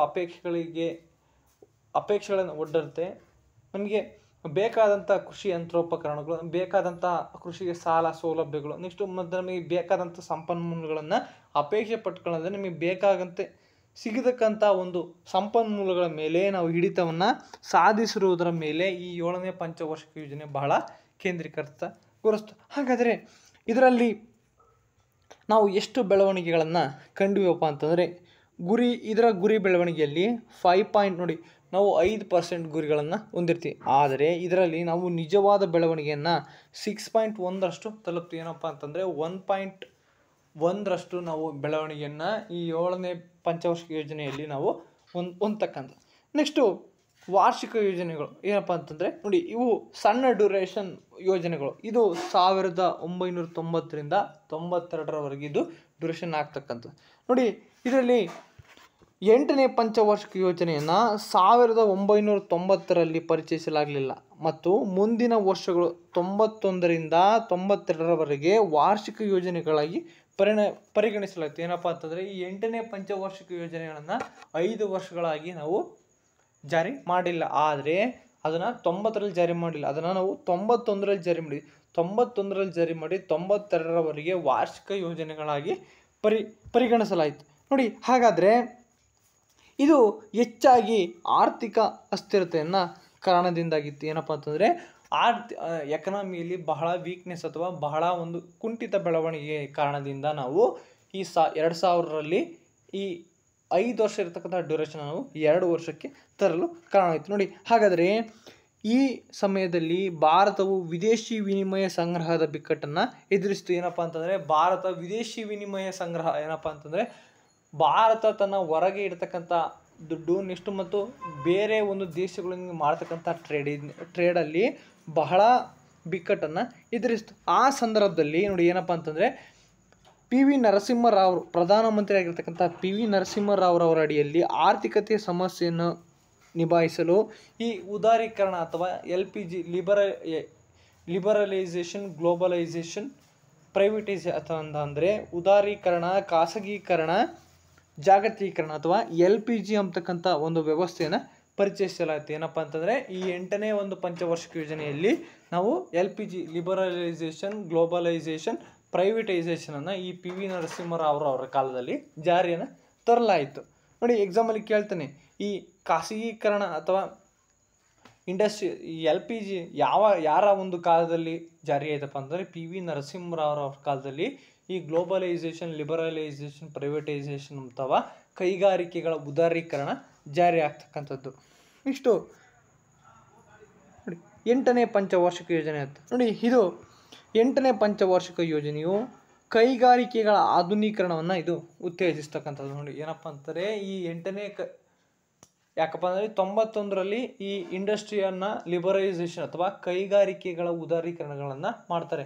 ಏನಪ್ಪ ಅಂತಂದರೆ ಬೇರೆ ದೇಶದವರು ಬಂದು ನಮ್ಮ ದೇಶದಲ್ಲಿ ಹೂಡಿಕೆಯನ್ನು ಮಾಡ್ತಕ್ಕಂಥ ನೆಕ್ಸ್ಟು ಅಲ್ಲಿರ್ತಕ್ಕಂಥ ತಂತ್ರಗಳನ್ನು ನಮ್ಮ ಭಾರತೀಯ ನೆಲದಲ್ಲಿ ತಂದು ನಮ್ಮ ಭಾರತೀಯ ನೆಲೆಗಳಲ್ಲಿ ಇಂಡಸ್ಟ್ರಿಗಳನ್ನು ಓಪನ್ ಮಾಡಿ ಇಲ್ಲಿರ್ತಕ್ಕಂಥ ಯುವಕರಿಗೆ ಕೆಲಸವನ್ನು ಕೊಡ್ತಕ್ಕಂಥ, ಇದರಿಂದ ನಮಗೆ ಈ ಎಕನಾಮಿಕಲಿ ಡೆವಲಪ್ಮೆಂಟ್ ಆಗ್ತಕ್ಕಂಥ ಇದು ನೋಡಿ 8ನೇ ಪಂಚವಾರ್ಷಿಕ ಯೋಜನೆಯಲ್ಲಿ ಬಹಳ ಮುಖ್ಯವಾಗಿ ಆಧುನೀಕರಣವನ್ನು ಗೊಳ್ತಕ್ಕಂಥ. ನೋಡಿ 8ನೇ ಪಂಚವಾರ್ಷಿಕ ಯೋಜನೆಯು ಕೈಗಾರಿಕೆಗಳ ಆಧುನೀಕರಣಕ್ಕೆ ಬಹಳ ಉತ್ತೇಜನವನ್ನು ನೀಡ್ತಕ್ಕಂಥದ್ದು. ನೆಕ್ಸ್ಟು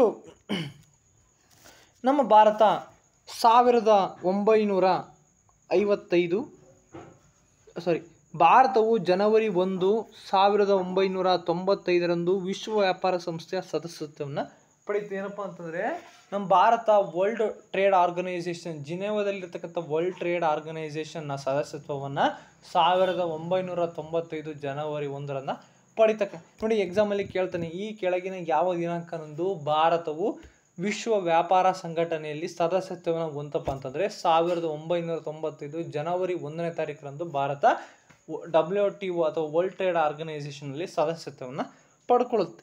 ತದನಂತರ ನೋಡಿ ಏನಪ್ಪ ಅಂತಂದರೆ ಇದರಿಂದ ಜನಸಂಖ್ಯೆಯ ಬೆಳವಣಿಗೆಯನ್ನು ನಿಯಂತ್ರಿಸುವುದು. ನೋಡಿ ಏನಪ್ಪ ಅಂತಂದರೆ ನಾವು ಯಾವ ರೀತಿ ಜನಸಂಖ್ಯೆ ನಿಯಂತ್ರಣವನ್ನು ಕಡಿಮೆ ಮಾಡ್ತಕ್ಕಂಥ, ನೆಕ್ಸ್ಟು ಬಡತನವನ್ನು ಯಾವ ರೀತಿ ನಾವು ಕಡಿಮೆ ಮಾಡ್ಬೋದು, ನೆಕ್ಸ್ಟು ಉದ್ಯೋಗವನ್ನು ಯಾವ ರೀತಿ ಸೃಷ್ಟಿಸ್ಬೋದು, ನೆಕ್ಸ್ಟು ನಮಗೆ ಬೇಕಾದಂಥ ಫಂಡಮೆಂಟಲ್ ರೈಟ್ಸ್ ಅಥವಾ ಫಂಡಮೆಂಟಲ್ ಡ್ಯೂಟೀಸ್ ಅಂತಂದರೆ ಮೂಲಭೂತ ಸೌಕರ್ಯಗಳನ್ನ ಯಾವ ರೀತಿ ನಾವು ಅಭಿವೃದ್ಧಿಪಡಿಸ್ಬೋದು, ನೆಕ್ಸ್ಟು ಯಾವ ರೀತಿ ನಾವು ಮೂಲಭೂತ ಸೌಕರ್ಯಗಳನ್ನು ಬಲಪಡಿಸ್ಕೊಳ್ಬೋದು, ನೆಕ್ಸ್ಟು ಯಾವ ರೀತಿ ನಾವು ಈ ಟೂರಿಸಮನ್ನು ಡೆವಲಪ್ ಮಾಡ್ಬೋದು. ನೋಡಿ ಪ್ರವಾಸೋದ್ಯಮವನ್ನು ನಿರ್ವಹಿಸಬಹುದು, ನೆಕ್ಸ್ಟು ಮಾನವ ಸಂಪನ್ಮೂಲ ಅಭಿವೃದ್ಧಿಯ ಮೇಲೆ ಕೇಂದ್ರೀಕರಿಸುವ ಇತ್ಯಾದಿ ಗುರಿಗಳಾಗಿದೆ. ಏನಪ್ಪ ಅಂತಂದರೆ ಈ 8ನೇದರಲ್ಲಿ ಜನಸಂಖ್ಯೆ, ಬಡತನ, ಉದ್ಯೋಗ ಸೃಷ್ಟಿಸ್ತಕ್ಕಂಥದ್ದು, ನೆಕ್ಸ್ಟು ಈ ಮೂಲ ಸೌಕರ್ಯಗಳನ್ನು ಅಭಿವೃದ್ಧಿಪಡಿಸ್ತಕ್ಕಂಥದ್ದು, ನೆಕ್ಸ್ಟು ಟೂರಿಸಮನ್ನು ಡೆವಲಪ್ ಮಾಡ್ತಕ್ಕಂಥದ್ದು, ನಮಗೆ ಬೇಕಾದಂಥ ಹ್ಯೂಮನ್ ರಿಸೋರ್ಸಸ್ಗಳ ಮೇಲೆ ಯಾವ ರೀತಿ ಕೇಂದ್ರೀಕರಿಸಬೇಕು ಅನ್ನೋದನ್ನ ನಾವು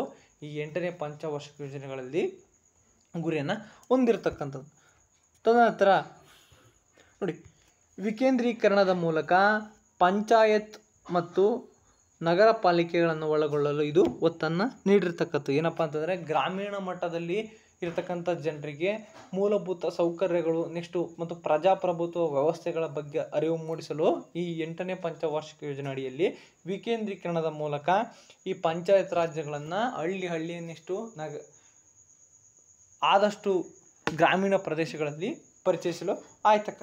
ನೆಕ್ಸ್ಟು ಈ ಪಂಚಾಯತಿಗಳು ಅಲ್ಲದೆ ಕೂಡ ಅಲ್ಲಿ ನಗರ ಪಾಲಿಕೆಗಳನ್ನು ಒಳಗೊಳ್ಳಲು ಈ ಪಂಚವಾರ್ಷಿಕ ಯೋಜನೆ 8ನೇ ಪಂಚವಾರ್ಷಿಕ ಯೋಜನೆ ಜಾರಿಯನ್ನು ತಂತು.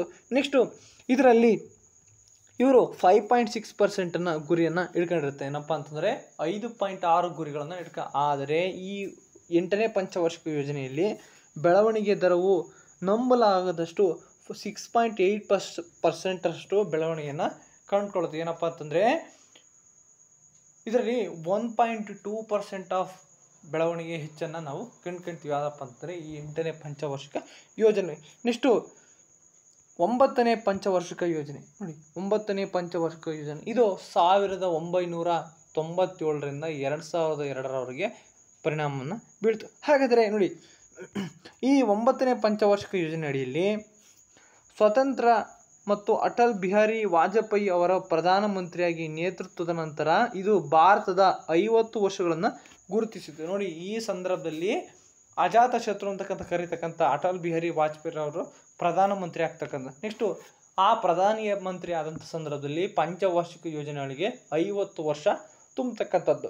ತದನಂತರ ನೋಡಿ, ಈ 9ನೇ ಪಂಚವಾರ್ಷಿಕ ಯೋಜನೆ ಇದು ಬಡತನವನ್ನು ಸಂಪೂರ್ಣ ನಿವಾರಣೆಯನ್ನು ಮಾಡಲು, ನೆಕ್ಸ್ಟು ಬಡತನವನ್ನು ಸಂಪೂರ್ಣವಾಗಿ ಸಾಧಿಸಲು ಸಾಮಾಜಿಕ ಕ್ಷೇತ್ರಗಳಿಗೆ ಬೆಂಬಲವನ್ನು ನೀಡಿತು ಮತ್ತು ಆರ್ಥಿಕ ಅಭಿವೃದ್ಧಿಯನ್ನು ಖಾತರಿಪಡಿಸುವಲ್ಲಿ ಸಾರ್ವಜನಿಕ ಮತ್ತು ಖಾಸಗಿ ವಲಯಗಳನ್ನು ಜಂಟಿ ಪ್ರಯತ್ನಗಳಿಗೆ ಸಾಕ್ಷಿಯಾಗಿರ್ತವೆ. ನೋಡಿ, ಏನಪ್ಪ ಅಂತಂದರೆ ಬಡತನವನ್ನು ನಿರ್ಮಾಣ ಮಾಡಲು, ನೆಕ್ಸ್ಟು ಸಾಮಾಜಿಕವಾಗಿ ಇರ್ತಕ್ಕಂಥ ಕ್ಷೇತ್ರಗಳನ್ನು ಡೆವಲಪ್ಮೆಂಟ್ ಮಾಡಲು, ಆರ್ಥಿಕತೆಯ ಡೆವಲಪ್ಮೆಂಟ್ಗೆ ಬಹಳ ಕಾರಣ ಅಲ್ಲಾಗಿರ್ತಕ್ಕಂಥ ಸಂದರ್ಭದಲ್ಲಿ ಈ ಸಾರ್ವಜನಿಕ ಅಥವಾ ಈ ಫಾರ್ ಎಕ್ಸಾಂಪಲ್ ಸಾರ್ವಜನಿಕ ಅಂದರೆ ಈ ಗೌರ್ಮೆಂಟ್ ಆರ್ಗನೈಸೇಷನು, ಪ್ರೈವೇಟ್ ಆರ್ಗನೈಸೇಷನ್ಗಳನ್ನು ಮರ್ಜ್ ಮಾಡಿ ಯಾವ ರೀತಿ ನಮ್ಮ ಮೂಲಸೌಕರ್ಯ, ನೆಕ್ಸ್ಟು ಗ್ರಾಮೀಣ ಜನ ಅಥವಾ ನಮ್ಮ ಭಾರತದ ಜನಸಂಖ್ಯೆಗೆ ಅವರಿಗೆ ಅದರಿಂದ ಹೆಲ್ಪ್ಫುಲ್ ಆಗುತ್ತೆ ಅಂತ ನಾವು ಈ ಪಂಚವಾರ್ಷಿಕ ಯೋಜನೆಯಲ್ಲಿ ನೋಡ್ತಾ ಬರ್ಬೋದು. ತದನಂತರ ಈ ಒಂದು 9ನೇ ಪಂಚವಾರ್ಷಿಕ ಯೋಜನೆಯಲ್ಲಿ ಕ್ಷಿಪ್ರ ಬೆಳವಣಿಗೆ ಮತ್ತು ಜನರ ಜೀವನ ಗುಣಮಟ್ಟದ ನಡುವಿನ ಸಂಬಂಧವನ್ನು ಸಮತನಗೊಳಿಸುವುದು ಸಹ ಗಮನವಾಗಿತ್ತು. ನೋಡಿ, ಏನಪ್ಪ ಅಂತಂದರೆ ತೀವ್ರವಾಗಿ ಅಥವಾ ಬೇಗ ಬೆಳವಣಿಗೆಯನ್ನು ಕಾಣಬೇಕು. ನೆಕ್ಸ್ಟು ಜನರ ಜೀವನದಲ್ಲಿ ಯಾವ ರೀತಿ ಗುಣಮಟ್ಟದ ನಡುವಿನ ಒಂದು ಸಂಬಂಧವನ್ನು ಸಮತೋಲನಗೊಳಿಸಲು ಈ 9ನೇ ಪಂಚವಾರ್ಷಿಕ ಯೋಜನೆ ಕಾರಣೀಭೂತವಾಗಿ ನೋಡ್ತಾ ಬರ್ಬೋದು.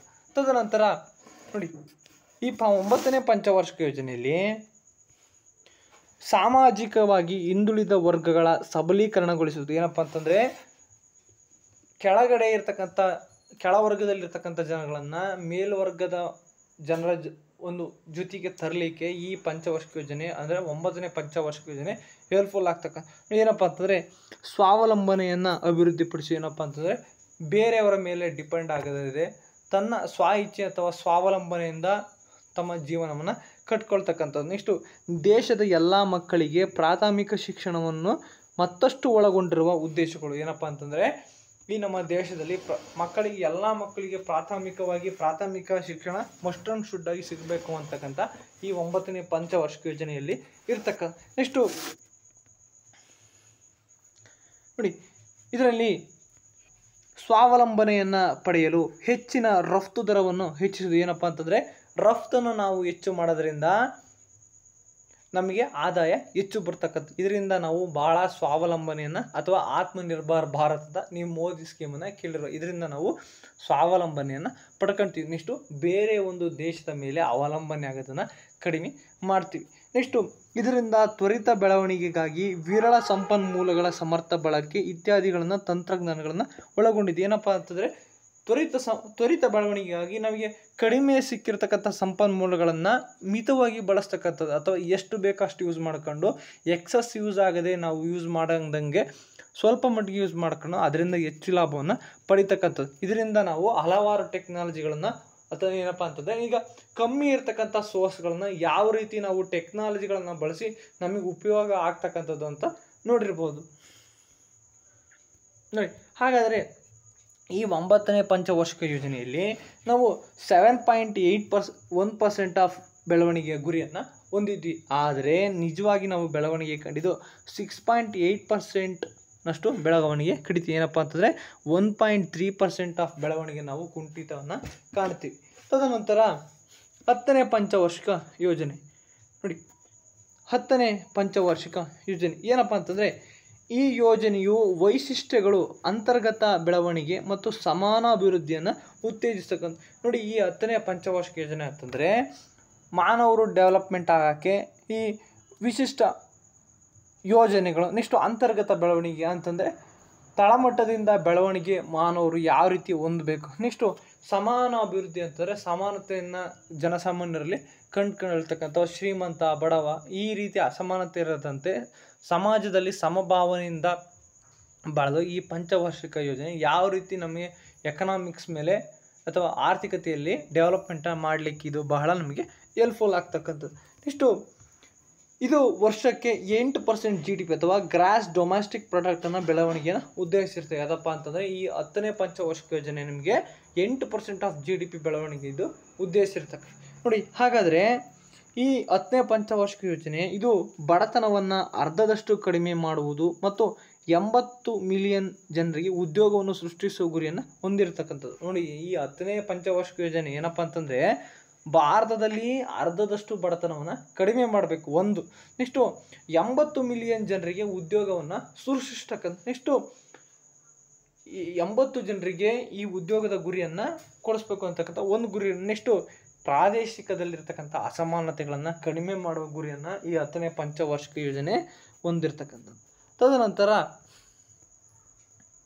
ನೋಡಿ, ಇದು 2007ರ ಹೊತ್ತಿಗೆ ಶಿಕ್ಷಣ ಮತ್ತು ವೇತನ ದರಗಳಲ್ಲಿ ಲಿಂಗ ಅಂತರವನ್ನು ಕಡಿಮೆ ಮಾಡಲು ಒತ್ತು ನೀಡಿರುತ್ತೆ. ಏನಪ್ಪ ಅಂತಂದರೆ 2007ರಷ್ಟಿಗೆ ಶಿಕ್ಷಣ ಅಂತಂದರೆ ಎಲ್ಲರಿಗೂ ಶಿಕ್ಷಣವನ್ನು ಉಚಿತವಾಗಿ ನೆಕ್ಸ್ಟು ಪ್ರಾಥಮಿಕವಾಗಿ ನೀಡಬೇಕು ಅಂತ ಈ ಪಂಚವಾರ್ಷಿಕ ಯೋಜನೆಯಲ್ಲಿ ಉದ್ದೇಶವನ್ನು ಹೊಂದಿರ್ತಕ್ಕಂಥ. ನೆಕ್ಸ್ಟು ಈ ವೇತನ ದರಗಳಲ್ಲಿ ಲಿಂಗ ಅಂತರ ಏನಪ್ಪ ಅಂತಂದರೆ ಈಗ ಈ ಗ್ರಾಮೀಣ ಮಟ್ಟದಲ್ಲಿ ದಿನ ಸಂಬಳ ಅಥವಾ ಕೂಲಿಗಳನ್ನು ನೋಡಿರೋದು, ಅಲ್ಲಿ ಗಂಡಿಗೆ 500 ರೂಪಾಯಿ ಕೊಡ್ತಕ್ಕಂಥದ್ದು, ಹೆಣ್ಣಿಗೆ 300 ರೂಪಾಯಿ 200 ರೂಪಾಯಿ ಕೊಡ್ತು. ಈ ರೀತಿಯ ಲಿಂಗ ಆಧಾರಿತ ವೇತನಗಳನ್ನು ಇದು ನಿಲ್ಲಿಸ್ತು. ಈ ಲಿಂಗ ಆಧಾರಿತ ವೇತನಗಳನ್ನು ನೀಡಿ ಗಂಡು ಹೆಣ್ಣಿಗೆ ಸಮನಾಗಿ ವೇತನವನ್ನು ನೀಡ್ತಕ್ಕಂಥದ್ದನ್ನು ಇದು ಈ ಪಂಚವಾರ್ಷಿಕ ಯೋಜನೆ ಬಹಳ ಒತ್ತನ್ನು ನೀಡುತ್ತೆ. ಎಕ್ಸಾಮಲ್ಲಿ ಕೇಳ್ತಾನೆ, ಈ ಕೆಳಗಿನ ಯಾವ ಪಂಚವಾರ್ಷಿಕ ಯೋಜನೆ ಮಾನವರಲ್ಲಿರ್ತಕ್ಕಂಥ ವೇತನ ದರಗಳ ಲಿಂಗ ಅಂತರಗಳನ್ನು ಕಡಿಮೆ ಮಾಡೋಕ್ಕೆ ಬಹಳ ಒಂದು ಒತ್ತನ್ನು ನೀಡ್ತಪ್ಪ ಅಂತಂದರೆ 10ನೇ ಪಂಚವಾರ್ಷಿಕ ಯೋಜನೆಯಲ್ಲಿ ನಾವು ಲಿಂಗ ತಾರತಮ್ಯದ ಮೇಲೆ ಈ ದುಡ್ಡನ್ನು ಹಂಚ್ಕೊಳ್ಳೋದನ್ನ ಕಡಿಮೆಯನ್ನು ಮಾಡ್ತು. ಹಾಗಾದರೆ ಇದು ಗುರಿಯ ಬೆಳವಣಿಗೆಯನ್ನು 8.1ರಷ್ಟು ಇದು ಗುರಿಯ ಬೆಳವಣಿಗೆಯನ್ನು ಹೊಂದಿರತಕ್ಕಂಥದ್ದು ಯಾವುದು ಈ 10ನೇ ಪಂಚವಾರ್ಷಿಕ ಯೋಜನೆ. ಆದರೆ ಬೆಳವಣಿಗೆ ಸಾಧಿಸಿದ ಎಷ್ಟಪ್ಪ ಅಂದರೆ 7.6% ಆಫ್ ಬೆಳವಣಿಗೆಯನ್ನು ಇದು ಗೊಳ್ಳುತ್ತೆ. ಇದು ಕಡಿಮೆ ಬೆಳವಣಿಗೆಯನ್ನು ಅಂದರೆ ಎಷ್ಟು ಗುರಿ ಇಟ್ಟುತ್ತೋ ಅಷ್ಟು ಗುರಿ ಒಳಗೆ ಇದು ಬೆಳವಣಿಗೆಯನ್ನು ತಲುಪಲಿಕ್ಕೆ ಆಗಲಿಲ್ಲ.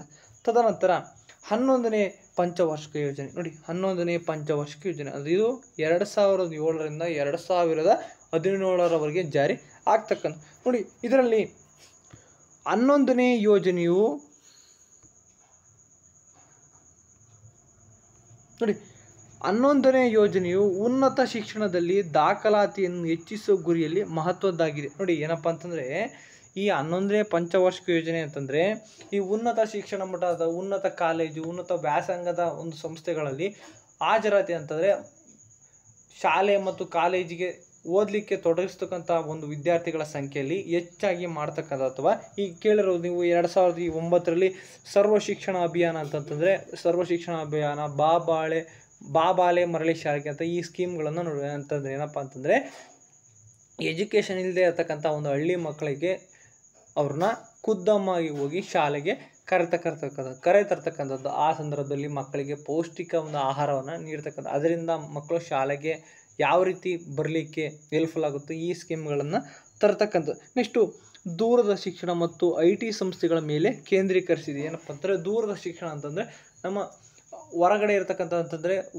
ನಮ್ಮ ದೇಶದಿಂದ ಬೇರೆ ಒಂದು ದೇಶಕ್ಕೆ ಉನ್ನತ ವ್ಯಾಸಂಗಕ್ಕಾಗಿ ಹೋಗ್ತಿರ್ತಕ್ಕಂಥ ವಿದ್ಯಾರ್ಥಿಗಳಿಗೆ ಯಾವ ರೀತಿ ನಮ್ಮ ಸರ್ಕಾರದಿಂದ ಅವರಿಗೆ ಒಂದು ಸಹಾಯವನ್ನು ಮಾಡ್ತಕ್ಕಂಥದ್ದು. ನೆಕ್ಸ್ಟು ಈ IT ಸಂಸ್ಥೆಗಳು ಅಂತಂದರೆ ಇನ್ಫಾರ್ಮೇಷನ್ ಟೆಕ್ನಾಲಜಿ ಅಂದರೆ IIT Kharagpur, IIT Madras, IIT Noida, ಈ ರೀತಿ ಡೆಲ್ಲಿ, ಮುಂಬೈ, ಈ ರೀತಿ ಒಂದು ಭಾರತೀಯ ವಿಜ್ಞಾನ ತಂತ್ರಜ್ಞಾನ ಸಂಸ್ಥೆಗಳ ಮೇಲೆ ಯಾವ ರೀತಿ ಅವಕ್ಕೆ ಡೆವಲಪ್ಮೆಂಟ್ ಮಾಡಲಿಕ್ಕೆ ಫೈನಾನ್ಷಿಯಲಿ ಬೇಕು ಅಂತಕ್ಕಂಥ ನಾವು ಈ 11ನೇ ಪಂಚವಾರ್ಷಿಕ ಯೋಜನೆಯಲ್ಲಿ ನೋಡ್ಬೋದು. ಉದಾಹರಣೆಗೆ ನೋಡಿ 2009ರಲ್ಲಿ RTE ಅಂದರೆ right to education act, next 2010ರಲ್ಲಿ ಜಾರಿಗೆ ನೋಡಿ. ಏನಪ್ಪ ಅಂತಂದರೆ ಈ 2009ರಲ್ಲಿ ಈ RTE right to education act ಅಂತಕ್ಕಂಥದ್ದು ತಿದ್ದುಪಡಿ ಆಯಿತು. ಆದರೆ ಈ ಆ್ಯಕ್ಟು 2010ರಲ್ಲಿ ಜಾರಿ ಆಗ್ತಕ್ಕಂಥದ್ದು. ನೋಡಿ ಇದರಲ್ಲಿ ಏನಪ್ಪ ಅಂತಂದರೆ 6 ರಿಂದ 14 ವರ್ಷ ವಯಸ್ಸಿನ ಮಕ್ಕಳಿಗೆ ಉಚಿತ ಮತ್ತು ಕಡ್ಡಾಯ ಶಿಕ್ಷಣವನ್ನು ಮಾಡ್ತಕ್ಕಂಥ. ನೋಡಿ ಈ 11ನೇ ಪಂಚವಾರ್ಷಿಕ ಯೋಜನೆಯಲ್ಲಿ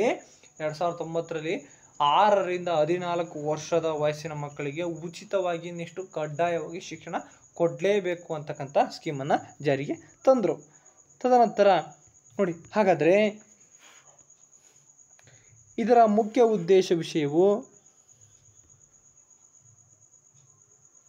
ನೋಡಿ ಇದರ ಮುಖ್ಯ ವಿಷಯವು ತ್ವರಿತ ಮತ್ತು ಹೆಚ್ಚು ಅಂತರ್ಗತ ಬೆಳವಣಿಗೆ ಆಗಿತ್ತು. ನೋಡಿ ಈ 11ನೇ ಪಂಚವಾರ್ಷಿಕ ಯೋಜನೆಯ ಮುಖ್ಯ ಉದ್ದೇಶ ಏನಪ್ಪ ಅಂತಂದರೆ ತ್ವರಿತವಾಗಿ ನೆಕ್ಸ್ಟ್ ಅಂತರ ಅಂತಂದರೆ ಕೆಳಮಟ್ಟದಲ್ಲಿ ಗ್ರೌಂಡ್ ಲೆವೆಲಲ್ಲಿ ಅಥವಾ ಗ್ರಾಮೀಣ ಮಟ್ಟಗಳಲ್ಲಿ ಮಕ್ಕಳುಗಳು ಉನ್ನತ ವ್ಯಾಸಂಗಕ್ಕೆ ಓದಿ ಬಂದು ಉಚಿತವಾಗಿ ಶಿಕ್ಷಣವನ್ನು ಪಡೆದು ಸಮಾಜದ ಉನ್ನತ ವರ್ಗಕ್ಕೆ ಬರಲಿ ಅಂತಕ್ಕಂಥದ್ದು ಈ ಒಂದು 11ನೇ ಪಂಚವಾರ್ಷಿಕ ಯೋಜನೆ ಮುಖ್ಯ ಗುರಿಯಾಗಿರ್ತಕ್ಕಂಥದ್ದು. ನೆಕ್ಸ್ಟು ಅಂತರ್ಗತ ಬೆಳವಣಿಗೆಯನ್ನು ಇದು ಪ್ರಮೋಟ್ ಮಾಡಲಿಕ್ಕೆ ಈ 11ನೇ ಪಂಚವಾರ್ಷಿಕ ಯೋಜನೆ ಸ್ಕೀಮನ್ನು ಹಾಕಿತ್ತು. ತದನಂತರ ಇದು ಪರಿಸರದ ಸುಸ್ಥಿರತೆ ಮತ್ತು ಲಿಂಗ ಸಮಾನತೆಯನ್ನು ಕಡಿಮೆ ಮಾಡುವ ಗುರಿಯನ್ನು ಹೊಂದಿರತಕ್ಕಂಥ. ಏನಪ್ಪ ಅಂತಂದರೆ ಪರಿಸರದಲ್ಲಿ ಸುಸ್ಥಿರತೆಯನ್ನು ಕಾಪಾಡಲಿಕ್ಕೆ, ನೆಕ್ಸ್ಟು ಲಿಂಗ ಅಸಮಾನತೆ ಅಂತಂದರೆ ಗಂಡು ಹೆಣ್ಣು ಅಂತಕ್ಕಂಥ ಒಂದು ಭೇದ ಭಾವವನ್ನು ಕಡಿಮೆ ಮಾಡಲು ಈ ಗುರಿಯನ್ನು ಇದು ಹೊಂದಿರತಕ್ಕಂಥದ್ದು. ತದನಂತರ ನೋಡಿ ನೀವು ಸಿ ರಂಗರಾಜನ್ ಅವ್ರನ್ನ ಕೇಳಿರ್ಬೋದು. ಅವರು 11ನೇ ಪಂಚವಾರ್ಷಿಕ ಯೋಜನೆಯನ್ನು ಸಿದ್ಧಪಡಿಸಿರುವುದು. ಎಕ್ಸಾಮಲ್ಲಿ ಕೇಳ್ತಾನೆ, ಕೆಳಗಿನ ಯಾವ ಯೋಜನೆಯನ್ನು ಸಿ ರಂಗರಾಜನ್ ರವರು ಅಭಿವೃದ್ಧಿಪಡಿಸಿದ್ರು ಏನಪ್ಪ ಅಂತಂದರೆ ಸಿ ರಂಗರಾಜನ್ ರವರು ಈ 11ನೇ ಪಂಚವಾರ್ಷಿಕ ಯೋಜನೆಯನ್ನು ಇವರು ಅಭಿವೃದ್ಧಿ ಪಡಿಸ್ತಾರೆ. ನೆಕ್ಸ್ಟು ಈ 11ನೇ ಪಂಚವಾರ್ಷಿಕ ಯೋಜನೆಯಲ್ಲಿ 2009ರ ವೇಳೆಗೆ ಎಲ್ಲರಿಗೂ ಶುದ್ಧ ಕುಡಿಯುವ ನೀರು ಒದಗಿಸುವ ಗಮನ ಮೇಲೆ ಹರಿಸಲಾಯಿತು. ನೋಡಿ ಕೇಳ್ತಾನೆ, ಈ ಕೆಳಗಿನ ಯಾವ ಈ KPSC ಅಂಡರು ಈ ಏನಪ್ಪ ಅಂತಂದರೆ ಬೆಂಗಳೂರು ಒಳಚರಂಡಿ ವ್ಯವಸ್ಥೆಯ ಒಂದು KPSC ಗ್ರೂಪ್ ಸಿ ಎಕ್ಸಾಮಲ್ಲಿ ಈ ಕ್ವಶನ್ಸ್ ಕೇಳಿದಾಗ ಈ ಕ್ವಶನ್ಸ್ ಕೇಳ್ತಿರ್ತಾನೆ. ಏನಪ್ಪ ಅಂತಂದರೆ ಈ ಕೆಳಗಿನ ಯಾವ ಒಂದು ಪಂಚವಾರ್ಷಿಕ ಯೋಜನೆಯಲ್ಲಿ ಎಲ್ಲರಿಗೂ ಶುದ್ಧ ಕುಡಿಯುವ ನೀರು ಒದಗಿಸುವ ಗಮನ ಹರಿಸಲಾಯಿತು ಅಂತಂದರೆ 11ನೇ ಪಂಚವಾರ್ಷಿಕ ಯೋಜನೆಯಲ್ಲಿ 2009ರ ವೇಳೆಗೆ ಎಲ್ಲರಿಗೂ ಶುದ್ಧ ಕುಡಿಯುವ ನೀರು ಒದಗಿಸುವ ಮೇಲೆ ಗಮನವನ್ನು ಹರಿಸಲಾಯಿತು. ತದನಂತರ ನೋಡಿ ಇದು ಎಷ್ಟು ಗುರಿಯನ್ನು ಹೊಂದಿತ್ತಪ್ಪ ಅಂತಂದರೆ ಇದು 9% ನಿಜವಾದವನ್ನು ಗುರಿಯನ್ನು ಹೊಂದಿತ್ತು. ಆದರೆ ಇದು ಬೆಳವಣಿಗೆ ಕಂಡಿದ್ದು ಎಷ್ಟಪ್ಪ ಅಂತಂದರೆ 8% ಮಾತ್ರ ಬೆಳವಣಿಗೆಯನ್ನು ಕಂಡು. ಏನಪ್ಪ ಅಂತಂದರೆ 9% ಗುರಿ ಹೊಂದಬೇಕು ಅಂತ ಒಂದು ಸ್ಕೀಮನ್ನು ಹಿಡ್ಕೊಂಡಿದ್ದು. ಆದರೆ ಇದು 8% ಗುರಿಯನ್ನು ಮಾತ್ರ ತಲುಪಿದ್ದು. ತದನಂತರ 12ನೇ ಪಂಚವಾರ್ಷಿಕ ಯೋಜನೆ ನೋಡಿ 12ನೇ ಪಂಚವಾರ್ಷಿಕ ಯೋಜನೆ ಇದು 2012ರಿಂದ 2017ರವರೆಗೆ ಡೆವಲಪ್ಮೆಂಟನ್ನು ಕಾಣ್ತು. ನೋಡಿ ಇದು ಮುಖ್ಯವಾಗಿ ಕಳೆದ ಪಂಚವಾರ್ಷಿಕ ಯೋಜನೆಯು ನೋಡಿ ಇದು ಕಳೆದ ಪಂಚವಾರ್ಷಿಕ ಯೋಜನೆಯು ವೇಗವಾದ ಹೆಚ್ಚು ಅಂತರ್ಗತ ಮತ್ತು ಸುಸ್ಥಿರ ಬೆಳವಣಿಗೆ ಅದರ ಥೀಮನ್ನು ಹೊಂದಿತ್ತು. ನೋಡಿ ಈ 12ನೇ ಪಂಚವಾರ್ಷಿಕ ಯೋಜನೆ ಏನಪ್ಪ ಅಂತಂದರೆ ವೇಗವಾಗಿ ಬೆಳೀತಕ್ಕಂಥದ್ದು, ಇಷ್ಟು ಅಂತರ್ಗತವಾಗಿ ಸುಸ್ಥಿರ ಬೆಳವಣಿಗೆಯನ್ನು ಹೊಂದತಕ್ಕಂಥದ್ದು ಇದರ ಥೀಮನ್ನು ಹೊಂದಿತ್ತು. ನೋಡಿ ಏನಂತ ಅಂತಾರೆ ಕೇಳಿದ್ರೆ ಏನಪ್ಪ ಅಂತಂದರೆ ಈ ಕೆಳಗಿನ ಯಾವ ಥೀಮನ್ನು 12ನೇ ಪಂಚವಾರ್ಷಿಕ ಯೋಜನೆ ಒಳಗೊಂಡಿತ್ತಪ್ಪ ಅಂತಂದರೆ ವೇಗವಾದ ಮತ್ತು ಹೆಚ್ಚು ಅಂತರ್ಗತ ಸುಸ್ಥಿರ ಬೆಳವಣಿಗೆ ಹೊಂದಿರತಕ್ಕಂಥ ಥೀಮನ್ನು ಈ 12ನೇ ಪಂಚವಾರ್ಷಿಕ ಯೋಜನೆ ಹೊಂದಿತ್ತು. ನೆಕ್ಸ್ಟು ಈ ಪಂಚವಾರ್ಷಿಕ ಯೋಜನೆಯಲ್ಲಿ ಈ ಯೋಜನೆಯು ಮೂಲಸೌಕರ್ಯ ಯೋಜನೆಗಳನ್ನು ಬಲಪಡಿಸುವ ಗುರಿಯನ್ನು ಹೊಂದಿತ್ತು. ನೋಡಿ ಏನಪ್ಪ ಅಂತಂದರೆ ಮೂಲಸೌಕರ್ಯ ಅಂತಂದರೆ ಈಗ ನೀರು, ಕರೆಂಟು, ವಿದ್ಯುತ್ತು, ಶಿಕ್ಷಣ, ಆಮೇಲೆ ವಿದ್ಯುತ್ ಶಕ್ತಿ, ಈ ರೀತಿ ಮೂಲಸೌಕರ್ಯಗಳನ್ನು ಜನರಿಗೆ ಒದಗಿಸ್ಬೇಕು ಅಂತಕ್ಕಂಥದ್ದು ಈ 12ನೇ ಒಂದು ಪಂಚವಾರ್ಷಿಕ ಯೋಜನೆಯ ಮುಖ್ಯ ಗುರಿಯಾಗಿರ್ತದೆ. ನೆಕ್ಸ್ಟು ಎಲ್ಲ ಹಳ್ಳಿಗಳಲ್ಲಿ ವಿದ್ಯುತ್ ಪೂರೈಕೆಯನ್ನು ಒದಗಿಸುವುದು. ನೋಡಿ ಏನಪ್ಪ ಅಂತಂದರೆ ಎಲ್ಲ ಗ್ರಾಮೀಣ ಮಟ್ಟದಲ್ಲಿ ವಿದ್ಯುತ್ ಪೂರೈಕೆಯನ್ನು ಒದಗಿಸುವುದು ಈ 12ನೇ ಪಂಚವಾರ್ಷಿಕ ಯೋಜನೆಯ ಪ್ರಮುಖ ಗುರಿಯಾಗಿರ್ತಕ್ಕಂಥ. ತದನಂತರ ನೋಡಿ ಇದು ಶಾಲೆಯಲ್ಲಿ ಪ್ರವೇಶಗಳಲ್ಲಿ ನೋಡಿ ಇದು ಶಾಲೆಯ ಪ್ರವೇಶಗಳಲ್ಲಿ ಲಿಂಗ ಮತ್ತು ಸಾಮಾಜಿಕ ಅಂತರವನ್ನು ತೆಗೆದು ಹಾಕುವ ಗುರಿಯನ್ನು ಹೊಂದಿದೆ ಮತ್ತು ಉನ್ನತ ಶಿಕ್ಷಣಕ್ಕೆ ಸುಧಾರಿತ ಪ್ರವೇಶವನ್ನು ಹೊಂದಿದೆ. ಏನಪ್ಪ ಅಂತಂದರೆ ಈಗ ಶಾಲೆಗಳಲ್ಲಿ ನೀನು ಹೆಣ್ಮಗಳು ಓದಬೇಡ, ಗಂಡು ಮಗಳು ನೀನು ಓದಬೇಕು, ಈ ರೀತಿ ಒಂದು ಲಿಂಗ ತಾರತಮ್ಯ ಮತ್ತು ನೆಕ್ಸ್ಟು ಲಿಂಗ ಮತ್ತು ಸಾಮಾಜಿಕ ಅಂತರವನ್ನು ತೆಗೆದುಹಾಕುವ ಗುರಿಯನ್ನು ಇದು 12ನೇ ಪಂಚವಾರ್ಷಿಕ ಯೋಜನೆ ಹೊಂದಿರತಕ್ಕಂಥ. ಈ ರೀತಿ ಉನ್ನತ ಶಿಕ್ಷಣಕ್ಕೆ ಇದು ಸುಧಾರಿತ ಒಂದು ಪ್ರದೇಶವನ್ನು ಈ 12ನೇ ಪಂಚವಾರ್ಷಿಕ ಯೋಜನೆ ನೀಡ್ತಕ್ಕಂಥ. ನೆಕ್ಸ್ಟು ಇದಲ್ಲದೆ ಇದು ಪ್ರತಿ ವರ್ಷ 1 ಮಿಲಿಯನ್ ಹೆಕ್ಟೇರ್ಗಳಷ್ಟು ಹಸಿರು ಹೊದಿಕೆಯನ್ನು ಹೆಚ್ಚಿಸಲು ಮತ್ತು ಕೃಷಿಯೇತರ ವಲಯದಲ್ಲಿ ಹೊಸ ಅವಕಾಶಗಳನ್ನು ಸೃಷ್ಟಿಸಲು ಆಕಾಂಕ್ಷೆಗಳನ್ನು ಹೊಂದಿತ್ತು. ನೋಡಿ ಏನಪ್ಪ ಇದಪ್ಪ ಅಂತಂದರೆ, ಪ್ರತಿ ವರ್ಷ 1 ಮಿಲಿಯನ್ ಹೆಕ್ಟೇರ್ಗೆ ಹಸಿರು ಹೊದಿಕೆ ಅಂತಂದರೆ ಗಿಡಗಳನ್ನು ಬೆಳೆಸ್ತಕ್ಕಂಥದ್ದು, ಮರಗಳನ್ನು ಬೆಳೆಸ್ತಕ್ಕಂಥದ್ದು, ಕಾಡುಗಳನ್ನು ಹೆಚ್ಚು ಮಾಡ್ತಕ್ಕಂಥದ್ದು. ನೋಡಿ ಎಕ್ಸಾಂಪಲ್ ಕೇಳ್ತಾನೆ, ಈ ಕೆಳಗಿನ ಯಾವ ಪಂಚವಾರ್ಷಿಕ ಯೋಜನೆಯಲ್ಲಿ ಪ್ರತಿ ವರ್ಷ 1 ಮಿಲಿಯನ್ ಹೆಕ್ಟೇರ್ಗಳಷ್ಟು ಹಸಿರು ಹೊದಿಕೆಗಳನ್ನು ಹೆಚ್ಚಿಸಲು ಸರ್ಕಾರ ಕೈಗೊಂಡಿತ್ತು ಅಂತಂದರೆ 12ನೇ ಪಂಚವಾರ್ಷಿಕ ಯೋಜನೆಯಲ್ಲಿ ಈ ಒಂದು 1 ಮಿಲಿಯನ್ ಹೆಕ್ಟೇರ್ಗಳಷ್ಟು ಜಾಗದಲ್ಲಿ ಹಸಿರು ಹೊದಿಕೆಯನ್ನು ಹೆಚ್ಚಿಸಲು ಇದು ಬಹಳ ಹೆಲ್ಪ್ಫುಲ್ ಆಗ್ತಕ್ಕಂಥದ್ದು.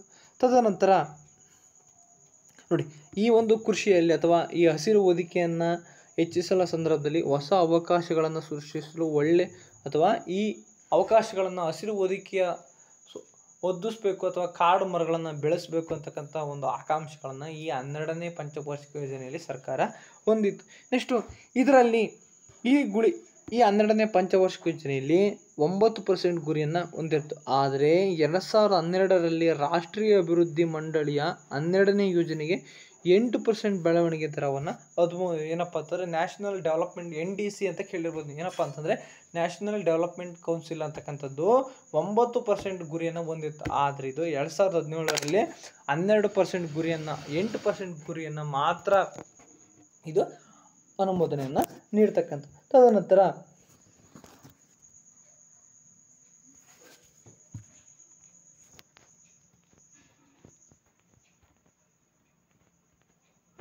ಇಲ್ಲಿಗೆ ಕ್ಲಾಸು ಎಂಡ್ ಆಯಿತು. ಏನಾದರೂ ಡೌಟ್ಸ್ ಇದ್ದರೆ ಕೇಳಿ ಫ್ರೆಂಡ್ಸ್. ಹಾಗೆ ನಮ್ಮ ಯೂಟ್ಯೂಬ್ ಚಾನಲ್ KPSC ಸ್ಟಡಿ ಸರ್ಕಲ್ಗೆ ಸಬ್ಸ್ಕ್ರಿಪ್ಷನ್ ಆಗಿ ನಿಮಗೆ ನೋಟಿಫಿಕೇಷನ್ ಬರುತ್ತೆ. ಆ ಬೆಲ್ ಐಕನ್ ಮೇಲೆ ಕ್ಲಿಕ್ ಮಾಡಿ. Thank you friends.